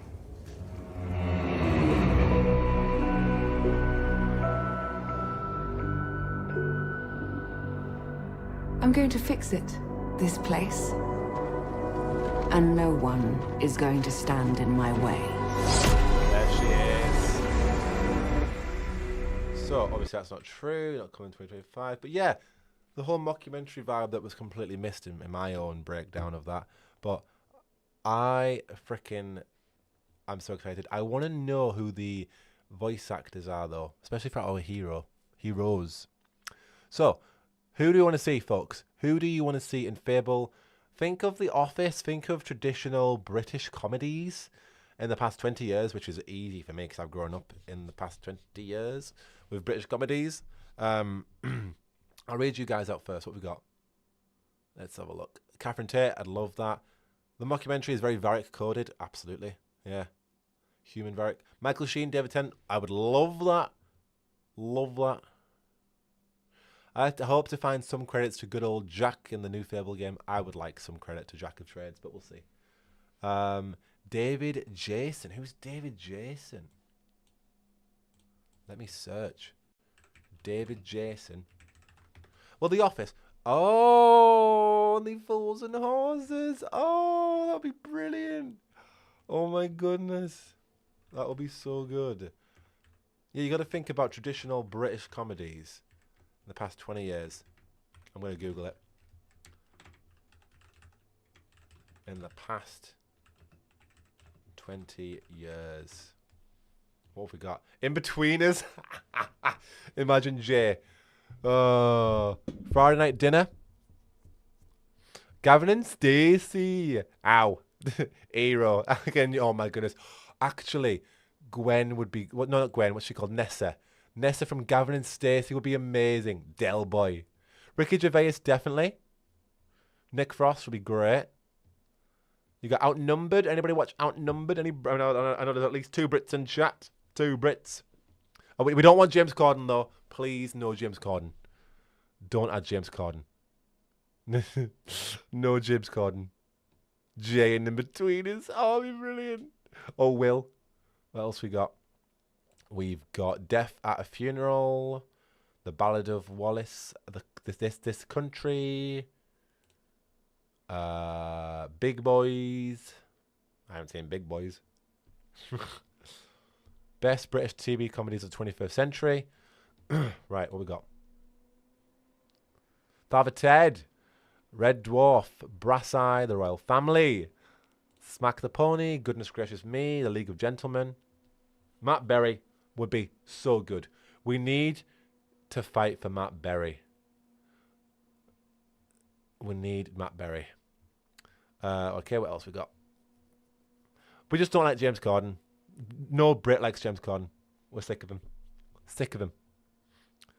What about Peter Kay? Oh, Peter Kay would be so perfect with his Bolton Northern accent. Oh, I need to write a list. Right, I'm writing a list. Right.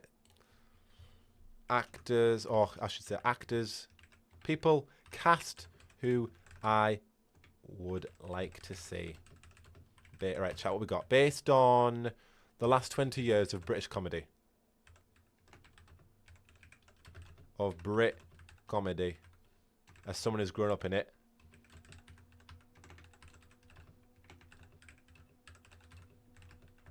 Garlic bread. Peter Kay. Right, who else we got? Right, The Office cast, but probably the Brit Office cast. Philomena Kunk, yes. I don't know if she's only emerged recently, but still. She's been going on for longer with Charlie Brooker, who I really like. Don't know if he would be in Fable.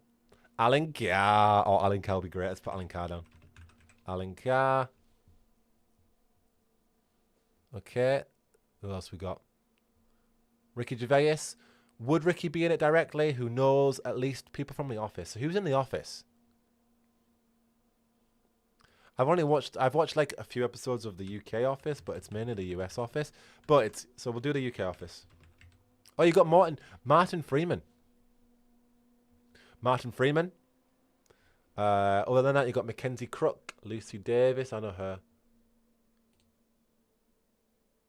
Ralph Ineson, who's got a very strong, good voice. If anybody has seen Fantastic Four, he's got a very... Oh, he's in Game of Thrones. Stephen Merchant would be great. I'll put Stephen Merchant on the list. Yeah. Stephen Merchant would be brilliant. Steve Merchant will be great. Mackenzie Crook. Oh, what about Miranda? Oh, Miranda. Should be great. Little Britain cast. Oh. Right, yes, back to looking at other. Okay, what else? So, Peter Kate. People just do nothing. David Mitchell. Oh, I mean, I would die. If you've already got super hands, you know what I mean? Just add Mark Corrigan in there. Yes, me, Honourable Mark Corrigan. Apologise to all the non-Brits who do not get the humour, but it's going to be a part of Fable. Toast. Yeah, Matt Berry. We need Matt Berry. We've got Matt King. Now we need Matt Berry. Be like, Fabo! He doesn't do it like that. Steve Coogan. What a shout. What a shout. Yeah, I'd love Steve Coogan. Definitely. I can't do his accent. I'd love to. He would do Norfolk proud. Even though he's not from Norfolk, is he? He is not. He's from Middleton. Where's Middleton? Where's Rochdale? Near Manchester. Okay. Yeah, he's not from Norfolk. But Alan Partridge is. So, yeah, Steve Coogan. We could be men with then. And this crack's really Moorish. Look at all these tabs. Ooh. Paddy Considine. Hot Fuzzcast. Right, who else we got? Him and Her. More comedies. Everybody's readily seen these. Alma's Not Normal. Afterlife, which is Ricky Gervais. House of Fools. I haven't seen that. What's that other one? The other Vicar of Dibley. Vicar of Dibley. What's her name? Dawn French. She would be fantastic. Dawn French. Yeah, we want Dawn French. Okay. Kathy Burke. Bit of Harry Enfield, eh? Yeah, Dawn French would be amazing. Noel Fielding. Iconic. Yeah. Oh, hello there. Yes, I've just, you know, when he does a little vampire. What's he called in IT Crowd again? So Alan Partridge, we've got there. Fresh Meat with, what's he called? Jack Doobadoop. Bob Mortimer would be amazing. Yes, Bob Mortimer would be so good. I love him. He's great. Okay, what else we got? Other comedians. Friday Night Dinner. Motherland. So you got your Philomena Kunk. Or Diana Morgan. I'll put her as Diana Morgan just so we know her real name. Right, where's Philomena Kunk? There she is. She would be brilliant. Ali G. Oh,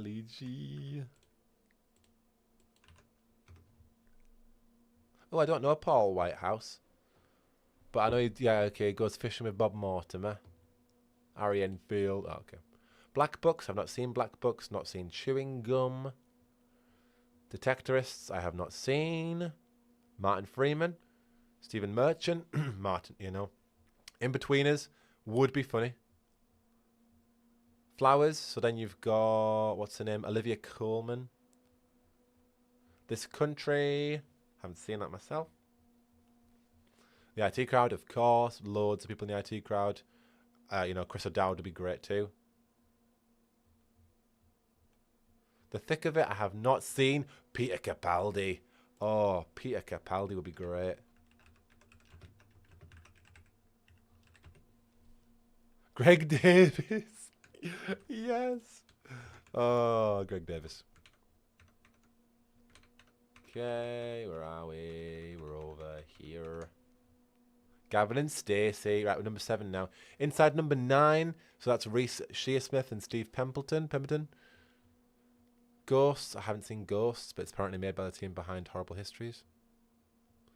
Office. So who we've got in the Office? We've got Gervais himself, Mackenzie Crook, Martin Freeman, Lucy Davis, Keith Lemon. Oh, can you imagine? Derry Girls.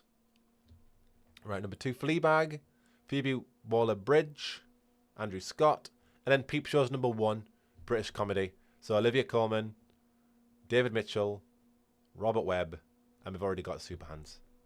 That's all the comedies we've got. I've got a good list there. I'll put that in my video.